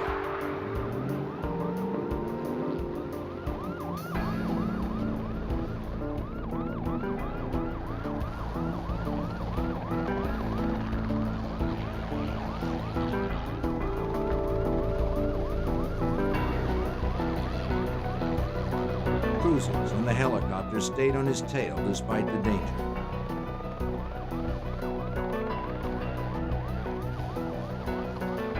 Dallas was shooting from his truck as he sped along. Agents and officers returned fire as they chased him.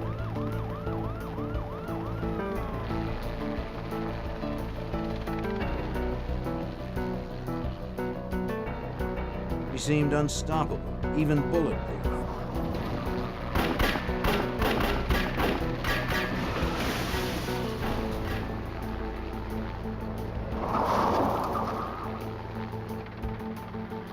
But then his luck ran out. His truck stopped dead. The shooting stopped too. Dallas had been shot. He slipped out of his truck and crawled away. Men on the ground couldn't see him through the tall brush, but from the air, Nanzel had a bird's-eye view. Unfortunately, with the agents out of their vehicle, he had no means of radio contact with them. So he was helpless to warn them. When I saw that agent walking toward Dallas, this agent was a very highly trained special agent SWAT team leader named Dave Gillen out of Las Vegas. I didn't think he saw Dallas, and I thought there could be, I thought Dallas could have killed him right there. And it really scared me badly. But as the agents approached, to everyone's surprise, Dallas lifted his arms and gave up.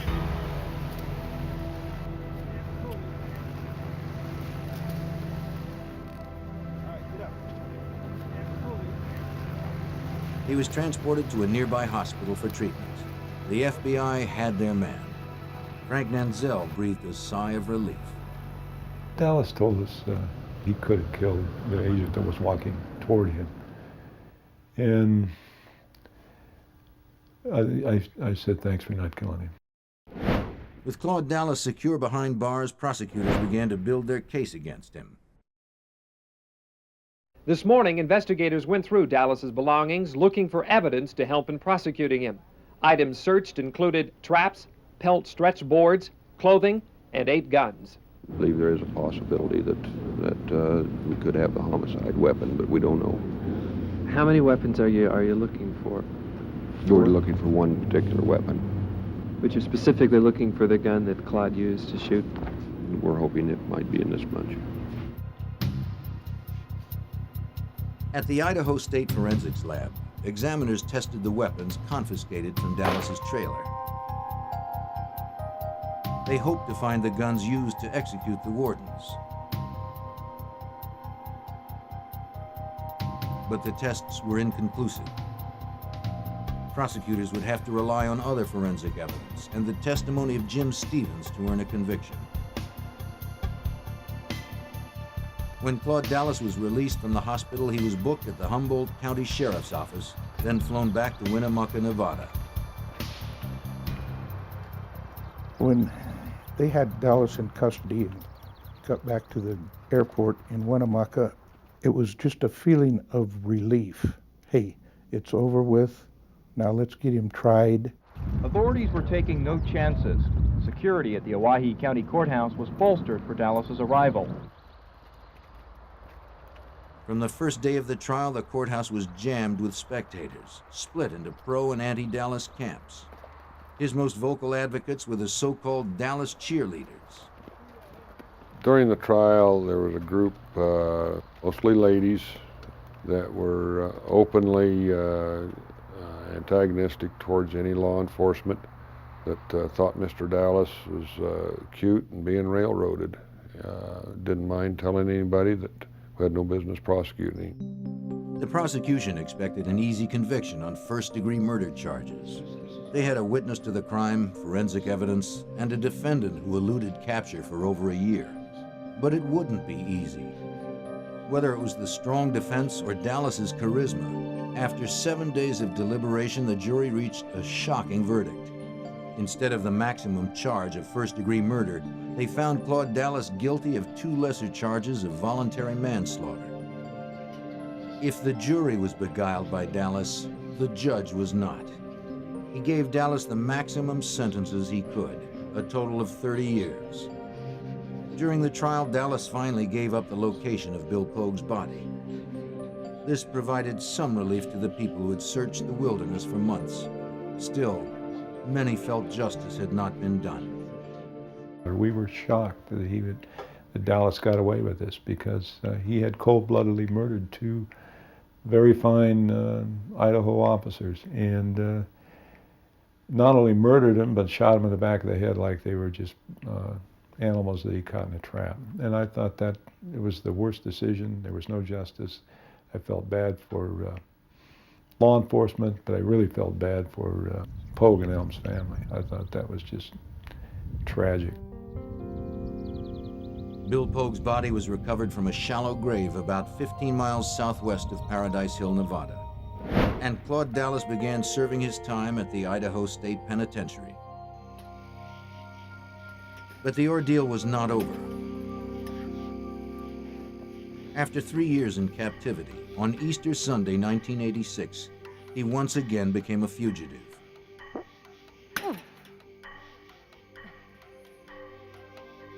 Agents believed a woman from Reno who had befriended him brought him wire cutters on a visit. He used them to cut through the prison fence. It seems she also provided the getaway car.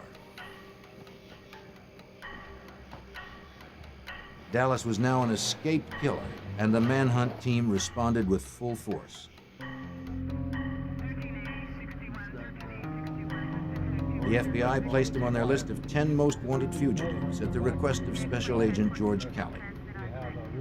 We knew could be difficulty in finding him, that should get him on the top 10. Knew that getting this publicity, not only nationwide, but worldwide, and our wanted flyers that go out. Special Agent Nenzel welcomed the top 10 listing.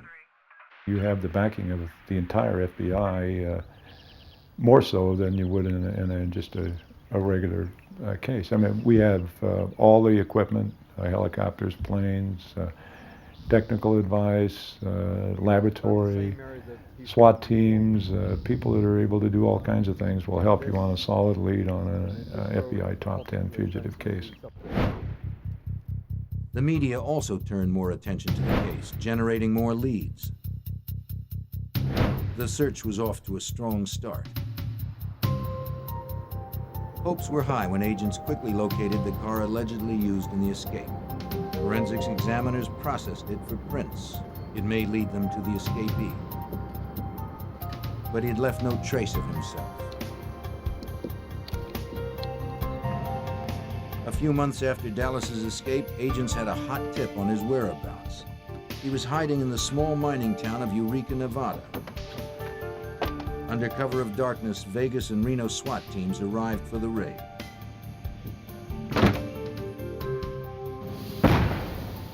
They threw a device called a flashbang through the front door to stun anyone inside and send up a smoke screen to cover agents when they entered.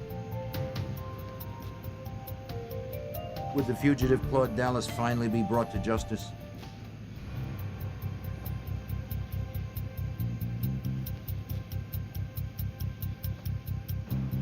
SWAT team members searched the house for Claude Dallas, but he had slipped away again.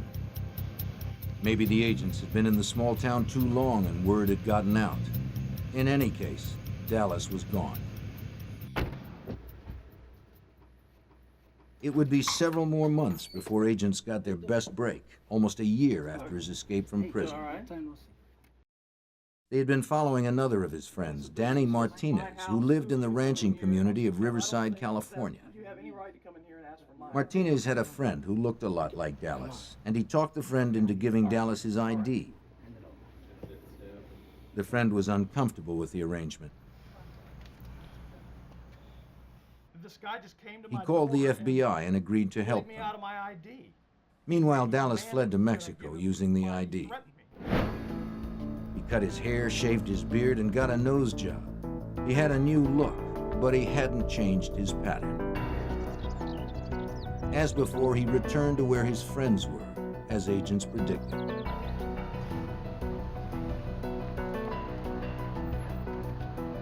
When Claude Dallas returned to Riverside, Martinez had the informant take Dallas to a motel.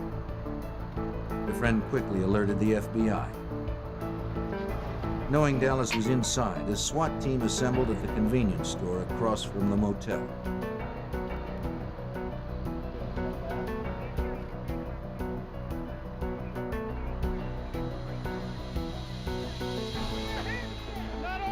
He was surrounded and he was unarmed, so he could not fight back this time. Claude Dallas was once again in custody.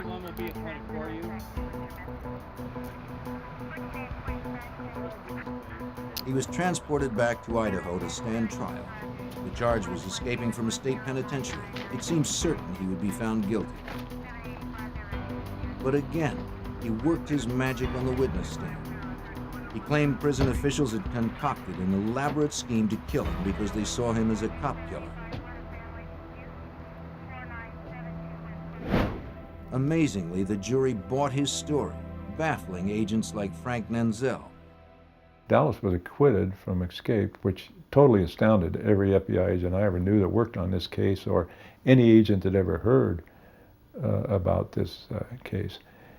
It just was beyond belief that Dallas could escape from prison and then go to trial for that and be acquitted. Claude Dallas, who admitted killing 2 law officers, seemed somehow charmed when it came to prosecution. By this time, he got off of his draft dodging. He got off of shooting 2 officers. Now he gets off of escape because the authorities are mean to this poor little boy. That's been his defense every time. But Dallas was defeated. He lost the year reduction in his sentence he had earned for good behavior, and he was returned to prison to serve the remaining 27 years of his term. Sheriff Gary Amon saw through Dallas's false image. Claude Dallas, to me, was a wannabe cowboy loner that wasn't near as tough as he thought he was. Harry Capall agrees. I don't think ever earned the right to be called a mountain man or a trapper. He was nothing more than a thief and a murderer. Following the game warden's deaths, their widows initiated the construction of a memorial to Idaho's fallen officers. The monument stands as a testimonial to the true heroes of the West, those men and women sworn to uphold and protect the law. In California, detectives investigated a gruesome murder. The suspect fled and was eventually caught in Arizona. His confinement didn't last long. He escaped and disappeared into the Grand Canyon, robbing and kidnapping tourists as he went. To stop the elusive killer, FBI agents and local officers joined forces on a dangerous manhunt.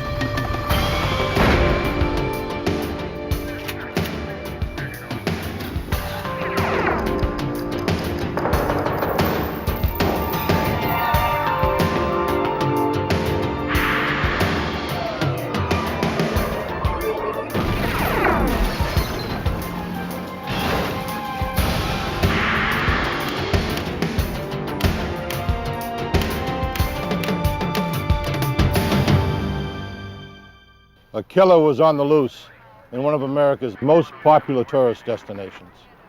Armed and desperate, he evaded law enforcement at every turn. As the 4th of July weekend quickly approached, thousands of people became potential targets. I'm Jim Kallstrom, former head of the FBI's New York office.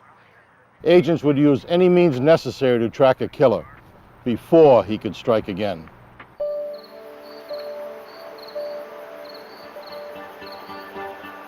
In the early morning hours of September 20th, 1990, a fisherman cast a line into the Burns Cut River near Stockton, California. He felt a tug and reeled in something heavy.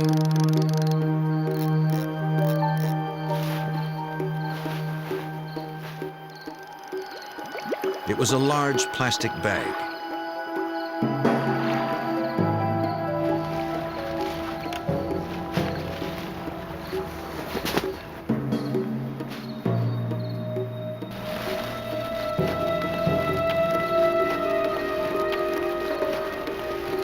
Inside, he found a human leg.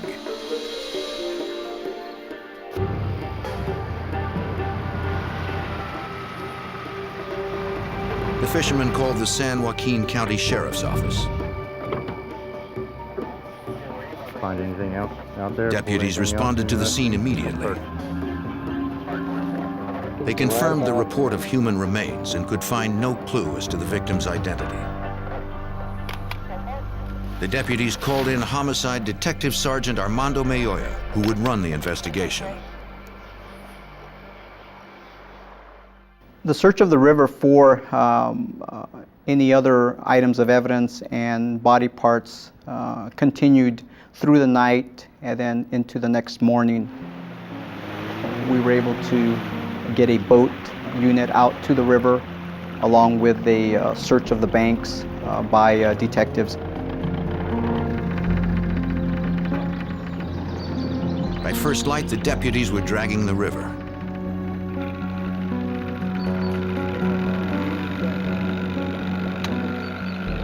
While they checked the deeper water, detectives walked the riverbank.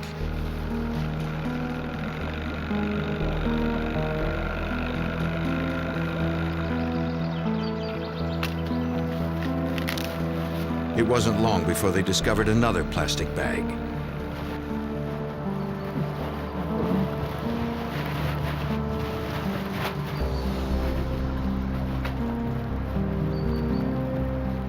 Inside were 2 arms. The wrists were bound together with masking tape.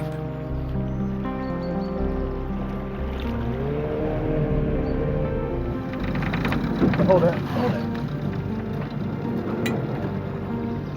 Nearby, the boat unit deputies soon pulled up another object.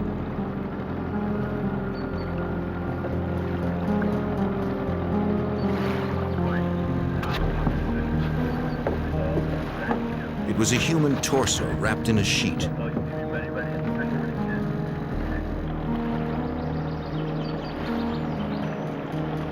Later, they would find a right leg, the victim's head, and some clothing, all in separate plastic bags.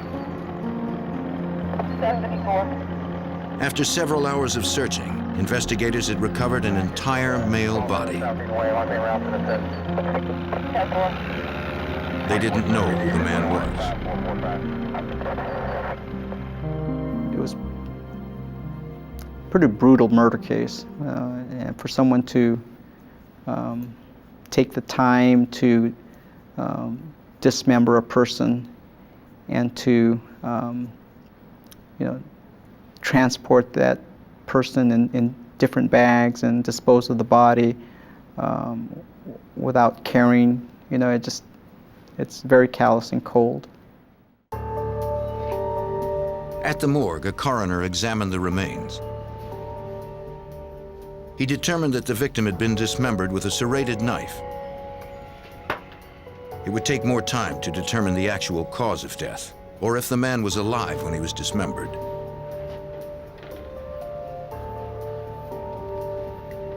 Detectives searched the clothing and found a wallet containing a California driver's license. It belonged to 40-year-old Sam Lee McCullough of Stockton. Police records showed McCullough had a minor arrest record. A fingerprint check confirmed his identity. After informing McCullough's family of his death, detectives got permission to check his house for evidence.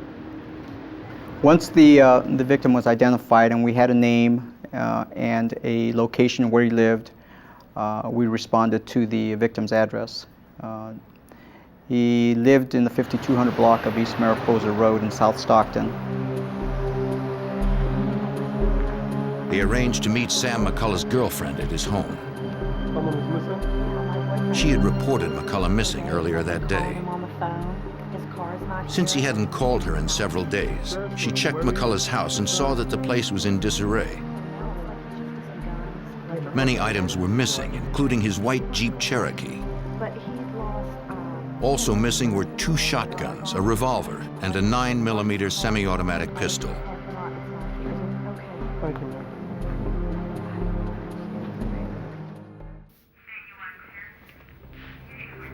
Detectives and deputies examined McCullough's house. Noting footprints on the floor, they conducted an electrostatic search to reveal details of the prints, which appeared to be made by boots. Investigators also recovered latent fingerprints, but none were foreign to the house.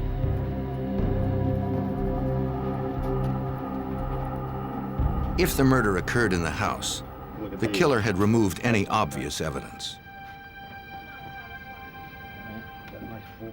A homicide of this nature, you would expect to find blood just all over the place, stains. The person that was involved in this case took a lot of time to clean and hide his tracks in this case. In the bathroom, a deputy made an important discovery. We were just about ready to leave when we ran a flashlight through the tub area, and we saw a reflection come from the drain area. It looked like the sparkle from a sequin. The investigators knew it was collagen, a substance in bones that has a particularly reflective quality. Looking a little deeper into the drain, we found blood, tissue, and bone, and a large amount of hair. And based on that, there was a great probability at that point that the victim had been dismembered in the bathtub of the residence. Keep going over here. Stay closer. Laboratory tests would later match the blood and hair to Sam McCullough. Eventually, the coroner determined McCullough had been dead before he was dismembered. Cause of death was a gunshot wound to the forehead. What caliber do you think it is, Doctor? Powder burns indicated he had been shot at point-blank range. The coroner removed the bullet fragments and sent them to the state ballistics lab. Examiners there studied the size, weight, and composition of the fragments, determining that the murder weapon was a .22 caliber rifle. Comparing the fragments to slugs test-fired from sample weapons can identify specific models. California Department of Justice examiners believe the weapon used was probably a Western Field brand rifle.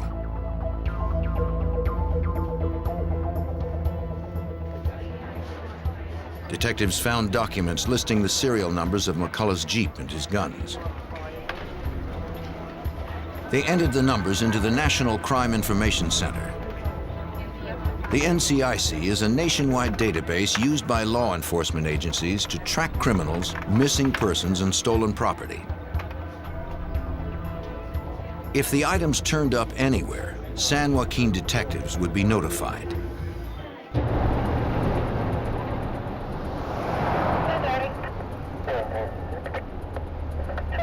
Gilmerton Road, 2200 Gilmerton Road, cross street Cox Avenue. Within days, a Stockton police officer discovered the victim's Jeep abandoned several miles from McCullough's house. Yet an examination yielded no additional clues.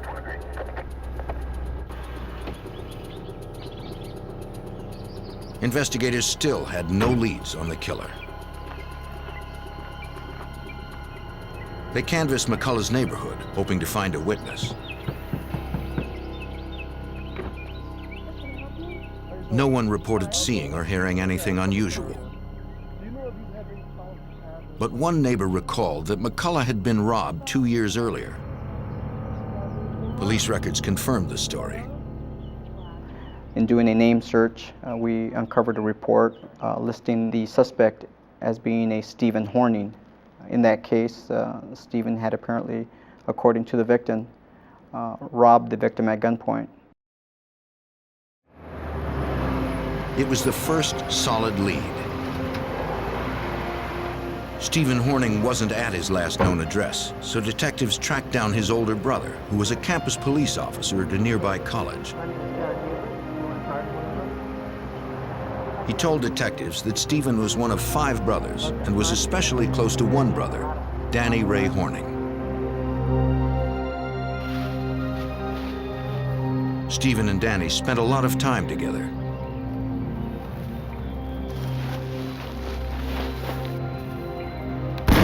They often hunted and fished along the Burns Cut River, the same river where McCullough's body had been dumped. He told the detectives about one particular hunting trip Stephen and Danny had taken. They had shot a deer, brought it home, and butchered the deer in the bathtub of the residence. And that was significant to us, as the victim had been dismembered in the same way. Okay. The eldest Horning brother added another detail familiar to detectives. After butchering the deer, Danny had placed the animal's limbs in black plastic garbage bags. Detectives thought the story had an eerie resemblance to the homicide of Sam McCullough. They asked the brother to identify some clothing found in a bag containing body parts in the Burns Cut River. He said that the black shorts and t-shirt looked like those his brother Danny often wore. Police noted that no one in the Horning family had seen Stephen or Danny since September 19th, the day Sam McCullough was probably killed. The investigation progressed to the point where there was enough probable cause to present the case to a judge, and a search warrant was issued for Stephen and Danny, along with an arrest warrant. On November 20th, 1990, 2 months after the murder, San Joaquin sheriff's officers returned to the brothers' trailer located behind their parents' house.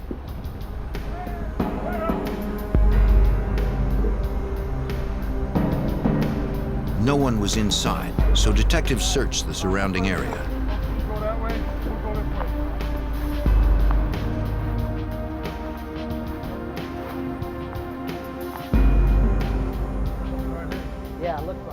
Behind the trailer, they found important evidence. A cut stock and a sawed-off barrel from a rifle. Lab examiners had reported that the weapon used to kill McCullough was probably a Western Field brand .22 caliber rifle. The barrel found in the field next to the suspect's house was a Western Field .22 caliber barrel. The next day, deputies went back to the trailer.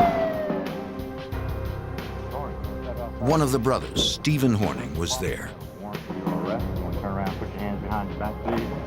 He was arrested and charged with murder. The second suspect, Stephen's brother, Danny Ray Horning, was nowhere to be found. Sit down here watching that.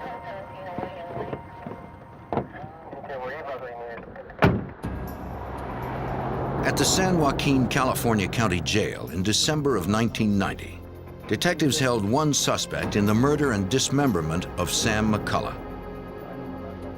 Stephen Horning had been arrested after a month-long investigation, but detectives needed more evidence to hold him. His brother, Danny Ray Horning, was also wanted but had fled the area. Stephen swore he had nothing to do with the murder and said he didn't know where Danny was. Since Stephen wouldn't help them locate Danny, the investigators turned to the Horning's father for answers.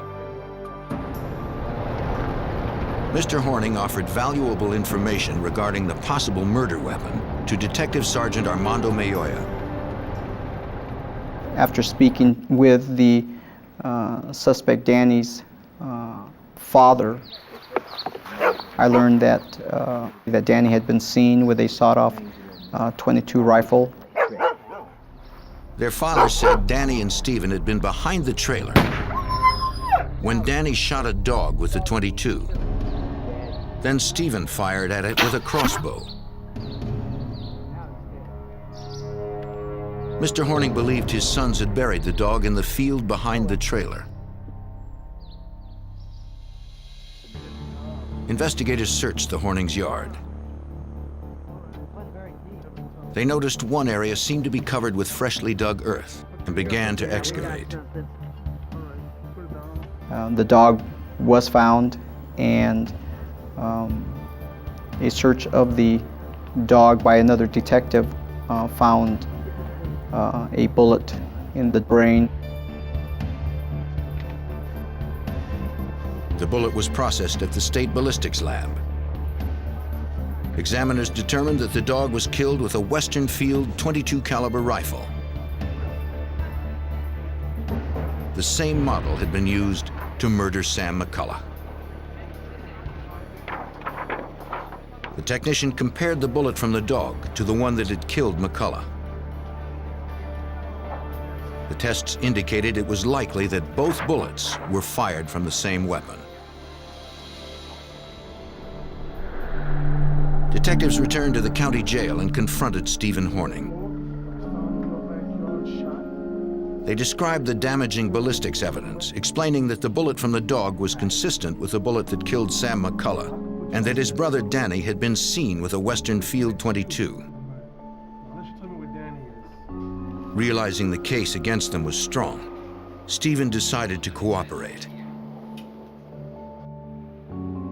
He claimed Danny had been in on the first robbery of McCullough 2 years earlier.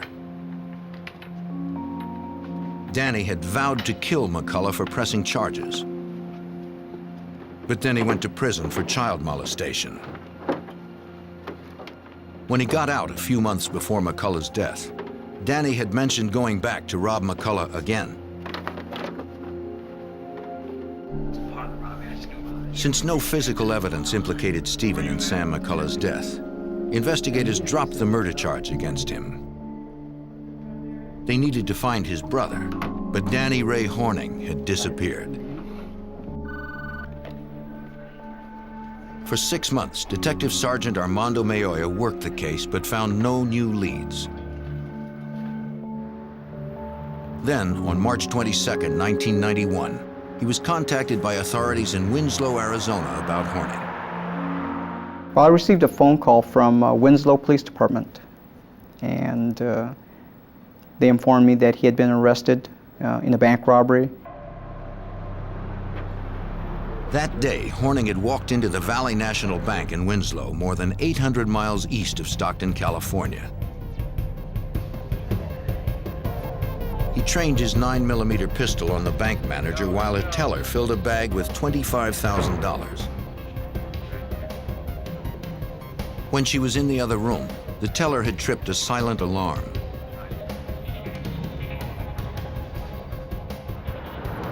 A block away at the Winslow Police Department, Detective Elmer Hassey took the call. Under the concealment of the unmarked car, I had plenty of cover. Positioned myself to where I could try to see what was going on in the bank.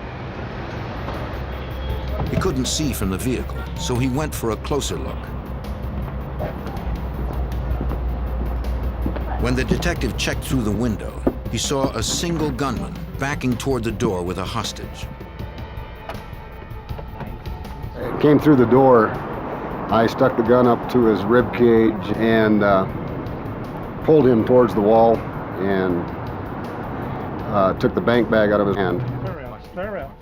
The suspect was carrying a 9mm pistol. Detective Hasse determined the suspect's name was Danny Ray Horning.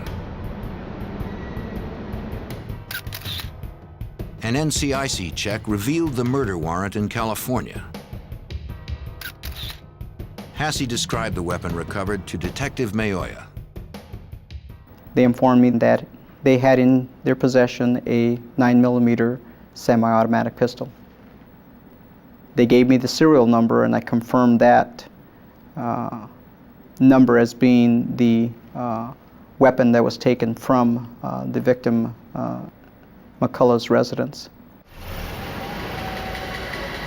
In Arizona, Horning was convicted of armed robbery, kidnapping, and assault.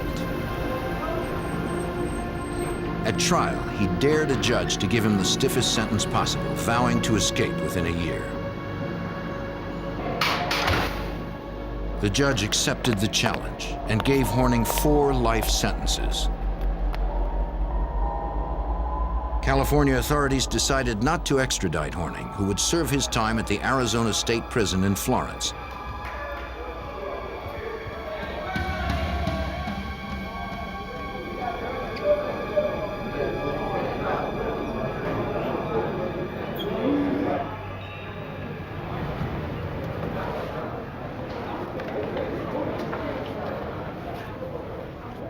On May 12, 1992, prison officers doing the 4 o'clock head count found that prisoner number 85897 was not in his cell. The prison was locked down and thoroughly searched. But Danny Ray Horning was nowhere to be found. The convicted felon and suspected killer was on the run. On May 12, 1992, outside the Arizona State Prison in Florence, a massive manhunt began for escapee Danny Ray Horning, who had been serving 4 life sentences. Horning was also a suspect in a gruesome dismemberment in California. Arizona Department of Corrections fugitive investigator Doug Schuster helped organize the search. We have a lot of expert trackers, dogs, vehicles, equipment. The plan was to track him and apprehend him. We were planning to cite him, pick up a trail, follow him with dogs, horses, men, and locate him. Law enforcement teams from local, state, and federal agencies responded outside the prison. But Horning had disappeared from the immediate area.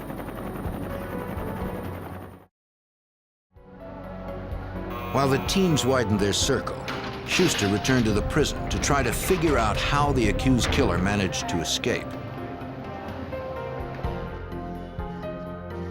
Prison officials contacted the FBI to assist in the investigation. Authorities first checked Horning's records. The convicted felon had been housed in Central Unit, the prison's most secure area. There was no evidence that he had tunneled out or otherwise breached the walls of Central. They interviewed corrections officers and inmates to determine Horning's last actions inside. Doug Schuster first determined why Horning wasn't in his locked cell. At any given time, not all inmates are locked in a cell. Some are out at work sites, some are working in the kitchen, some are working here and there. So you have a portion of your inmates that are supposed to be in their cells. Another portion would be accounted for via an out count sheet. Staff would visually see someone and say, these 4 inmates are in the kitchen working. So they wouldn't be in their cell during the count. Investigators learned that Horning had been assigned a janitorial job, which included cleaning the infirmary.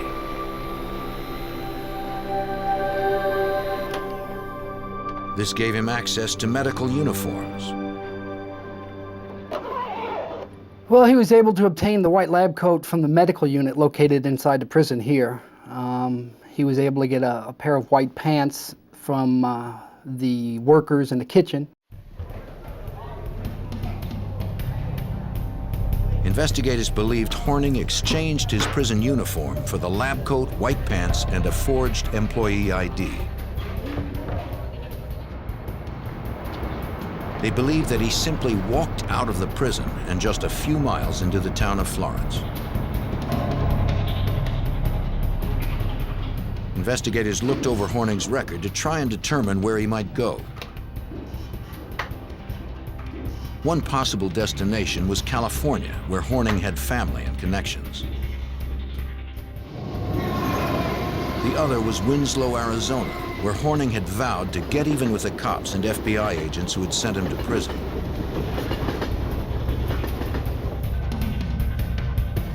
Special Agent Keith Tolhurst of the FBI's Phoenix field office joined the investigation. Are you going up there with him? Are you going to take dog teams up there? He would work closely with the Department of Corrections to stop Horning before he struck again. The information from the prison told us that they believed he was going to rob some more banks and then go to Winslow and try to kill either the Valley National Bank people that he robbed the bank from or kill the agents. So we believed he was going to head that direction. The agent examined the items left in Horning's cell. They would be sent to profilers at the FBI Academy in Quantico, Virginia. We started getting involved with our behavioral science unit as well to see if they could profile this guy to find out whether he's the type of individual that would carry out his threats. And basically it came back later that it looked like he would be able, or at least capable, of carrying out those kind of threats. If Horning was willing to kill FBI agents, no one was safe. The first solid lead in the hunt for Horning came 3 days after his escape. On May 15th, Pinal County Sheriff's deputies responded to a ranch house 15 miles west of the prison.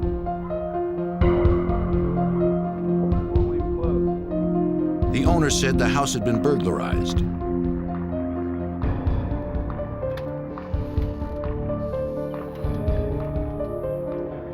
He said clothes, a pair of binoculars, and food were taken from his house.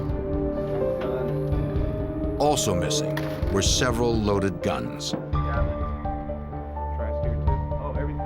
The FBI and local deputies believed it was Horning, stocking up for his bid to seek revenge. They were right. And they found a fingerprint of his at the house to confirm that it was him that had done that. So now we're a little more concerned even that he was headed in the direction that he had said because he was starting to try to carry out his plan. Good afternoon. We're holding this press conference. The fugitive was now armed. The FBI turned to the media to warn the public and to solicit their help. At a news conference, agents released Horning's photo and information about his escape. Anyone spotting Horning was asked to call the FBI immediately, though they were instructed not to approach the suspected killer. The media coverage generated many leads. One came into the FBI from campers, claiming that Horning was stealing food, maps, and camping gear near Lake Mormon, about 170 miles north of the prison. Even though Horning knew how to hunt and fish, the burglaries were essential to his survival in the woods. Local officers followed his trail. He'd break into cabins, he'd steal food, and then he'd move on. And what we ended up trying to do was a house-to-house search of all the cabins in the area. That was something that was going to be done by the local county sheriff offices, and they were searching as many houses as they could.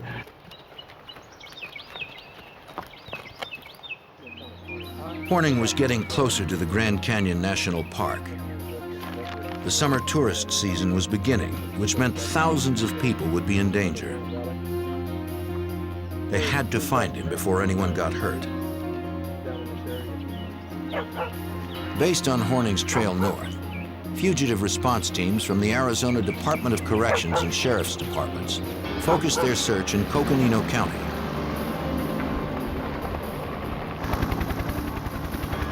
It was an enormous undertaking. Coconino County consists of over 18,000 acres of woods and difficult terrain. Perfect cover for a fugitive. We're in the mountains. It was Lake Mormon area. It was trees, mountains, rocks, hills, helicopters, massive amount of mobilization, radios, dogs, horses, trailers. It was just massive.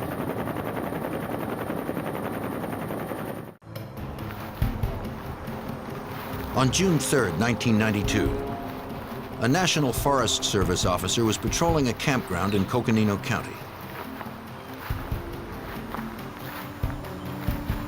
The officer spotted Horning walking out of a wooded area. It was too dangerous for a lone officer to follow the armed killer into the forest.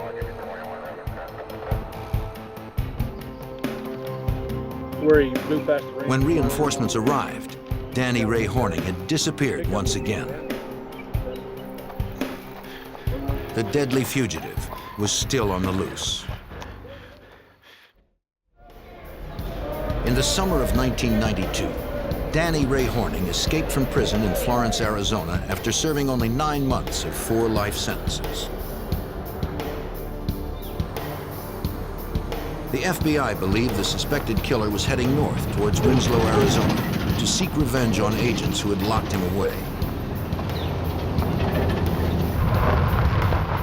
On June 11th, agents responded to a report of a cabin burglary near the town of Pine, midway between the prison and Winslow. This time, Horning stole a truck and tried to establish himself as an outlaw celebrity, according to FBI Special Agent Keith Tolhurst. More guns were stolen from there, and then that's where he left a note that said, you know, thank you for the items, Danny Ray, and trying to make his folk hero name known, I guess. When the story hit the news, investigators worried the public might not realize how deadly Horning was. They knew he had likely dismembered a man in California. Now Horning had a vehicle, was armed, and was nearing the Grand Canyon National Park as tens of thousands of tourists were beginning their vacations.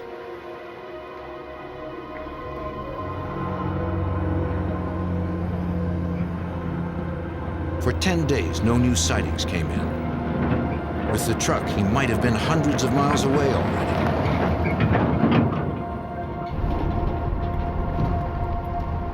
Then, on June 21st, a Department of Public Safety officer spotted the stolen truck 50 miles north of Pine. Danny Ray Horning was driving. The officer called for backup.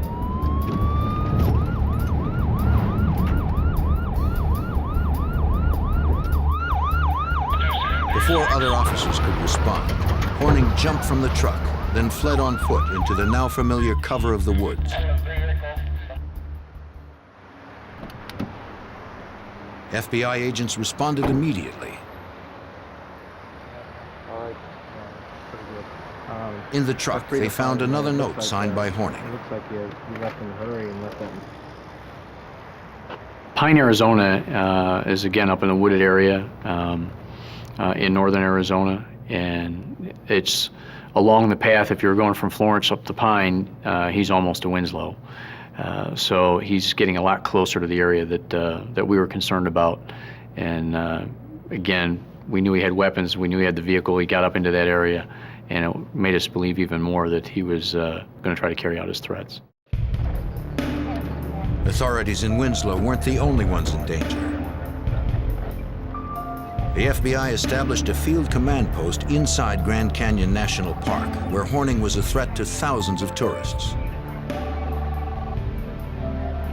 They tracked confirmed sightings, plotting out Horning's movements.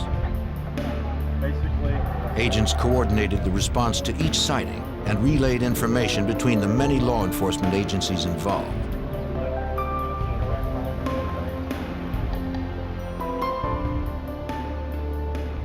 The territory being searched was vast, and Horning was moving quickly.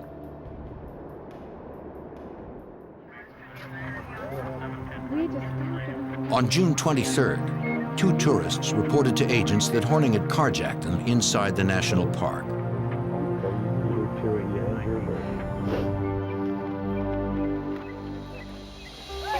The couple said they were in a parking lot the day before when Horning commandeered their car at gunpoint.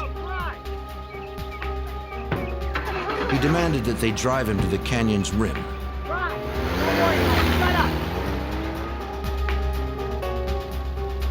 He checked into a hotel room there and forced his captives inside. Okay, you two. Quiet. His gun prevented them from calling for help. You understand me? The couple feared he might shoot them at any moment. I need you to release my brother. Horning recorded a message for authorities. And I need a guarantee. He demanded that the search for him be called off. For the next 3 days. He also ordered the release of one of his brothers from prison and $1 million ransom for the release of a family that he planned to kidnap in exchange for the childless couple. The next day, Horning forced the couple to drive him to a store where he purchased camping gear, new clothing, and food. But before he found a family with children to kidnap, a Forest Service officer recognized him and began following the car. No, let's go, move it! Horning fired at the officer, causing him to slow down. He forced the driver to speed up. Move it! Shut up! Let's go!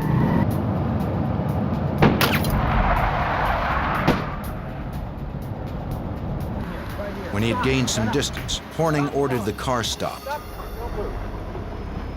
Thanks. He jumped out and fled on foot. Since he shot at a law officer, it was clear Horning was becoming desperate and more dangerous. We had information that he'd vowed not to be taken alive.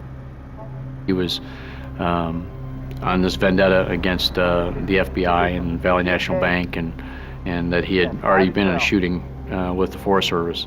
So we were very cautious as far as going to the woods, which we couldn't just go running after him as fast as he may have been running, which is one of the ways he got some advance time on us. It was really scary. You should really catch The kidnapped couple provided agents with information about Horning's new clothes and plan.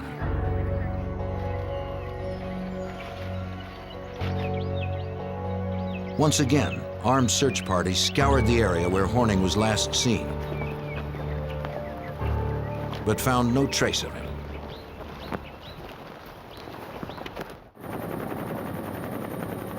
Horning was back on foot and hiding out somewhere in the immense Grand Canyon National Park.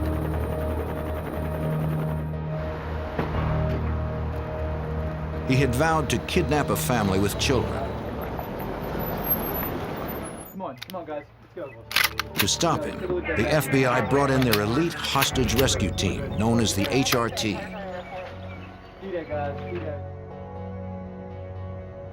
The HRT agents blanketed the area, rappelling into the canyon, checking caves and conducting aerial searches.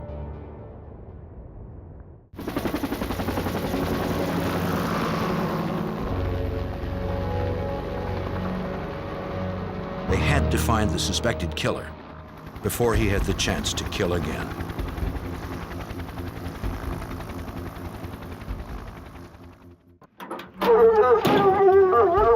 Search teams from the FBI, the Arizona Department of Corrections, and local sheriff's departments trailed fugitive Danny Ray Horning through Grand Canyon National Park.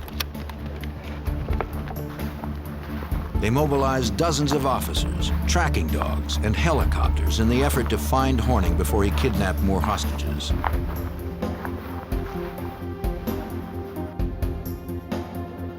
But the accused killer could have been anywhere in the immense park's 1.2 million acres. Because of the danger Horning presented to tourists, the FBI decided to close the Grand Canyon National Park for the July 4th weekend. It was a major undertaking. The holiday is the park's busiest weekend of the year.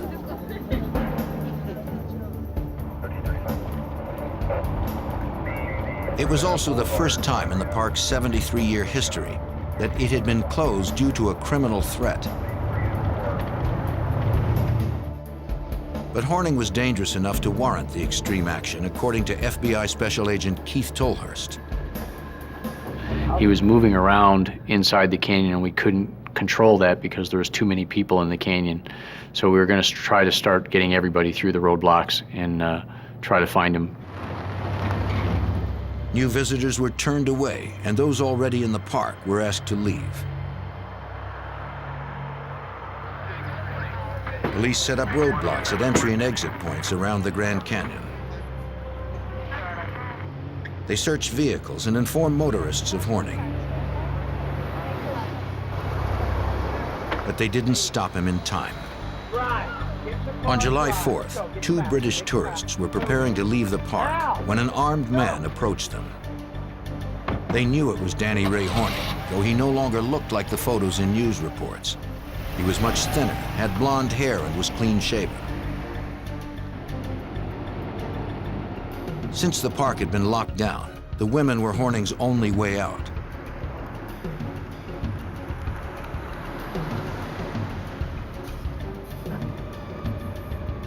At a roadblock, a ranger stopped the car and spoke to the 3 inside. Horning had threatened to kill the women if they tipped off anyone. I know you guys all know each other. The kidnapped women had to act calm as Horning sat with a gun trained on them.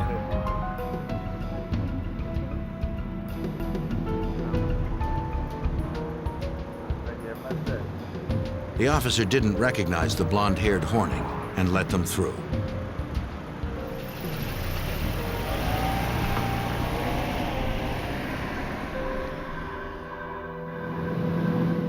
Once they were out of the park, he forced them to drive 60 miles south to Williams, Arizona.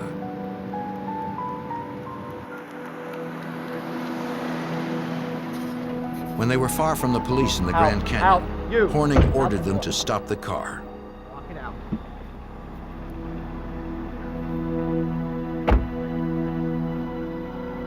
Brandishing his gun, he marched the terrified women into the cover of the woods.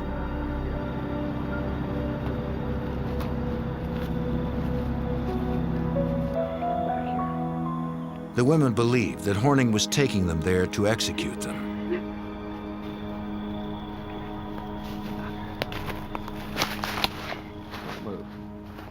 To their relief, he left them there, fleeing in their car.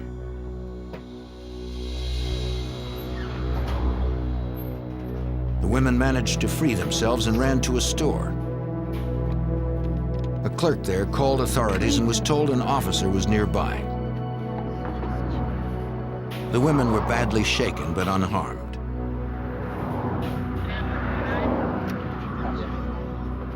Ladies, are you okay? For me. They provided police with updated information about Horning, including his new look and his getaway vehicle. We had put a description of the car out that the women had stolen from them, and a DPS officer spotted that car going from the Grand Canyon towards Phoenix.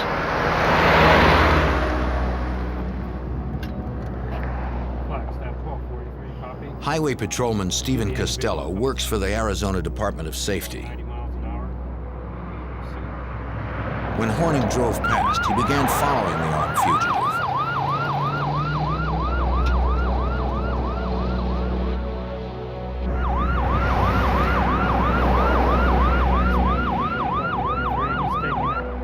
It wasn't long before it became more than a car chase.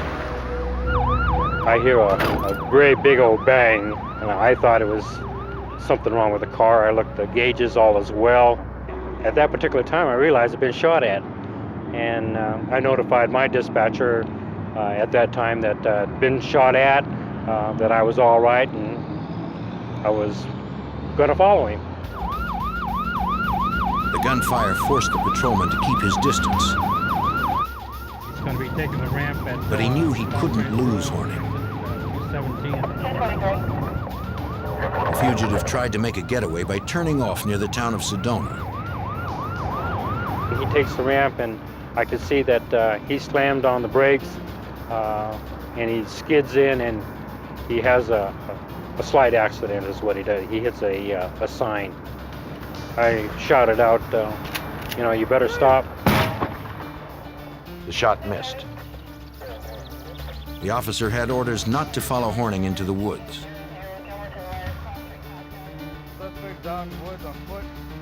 When backup arrived, agents and officers began a grid search of the area. Again, Horning couldn't be found. After nightfall, a lead was called into the command post. A resident said he saw Horning drinking from a garden hose in a neighborhood near Sedona.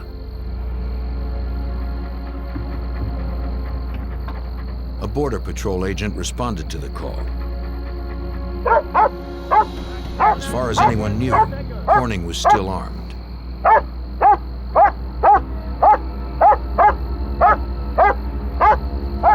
This time, there was no shootout.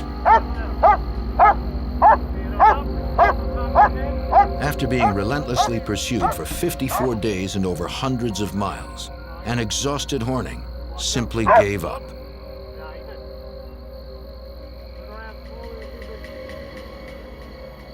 No doubt in my mind that because of the efforts of the teams that had been chasing him, that they had basically run him into the ground.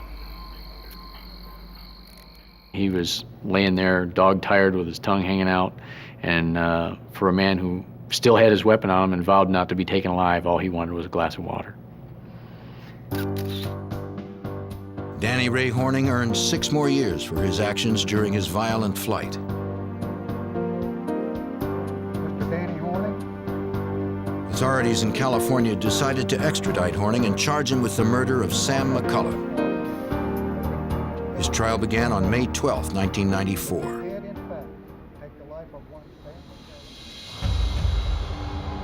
Prosecuting attorneys proved that in September of 1990, Danny Horning broke into Sam McCullough's house to rob him.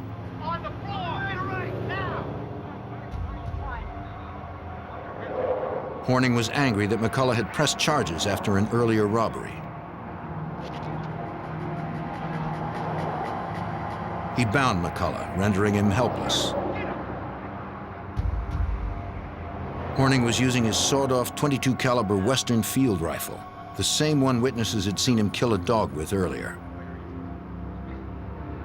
At point-blank range, Horning fired one shot at Sam McCullough.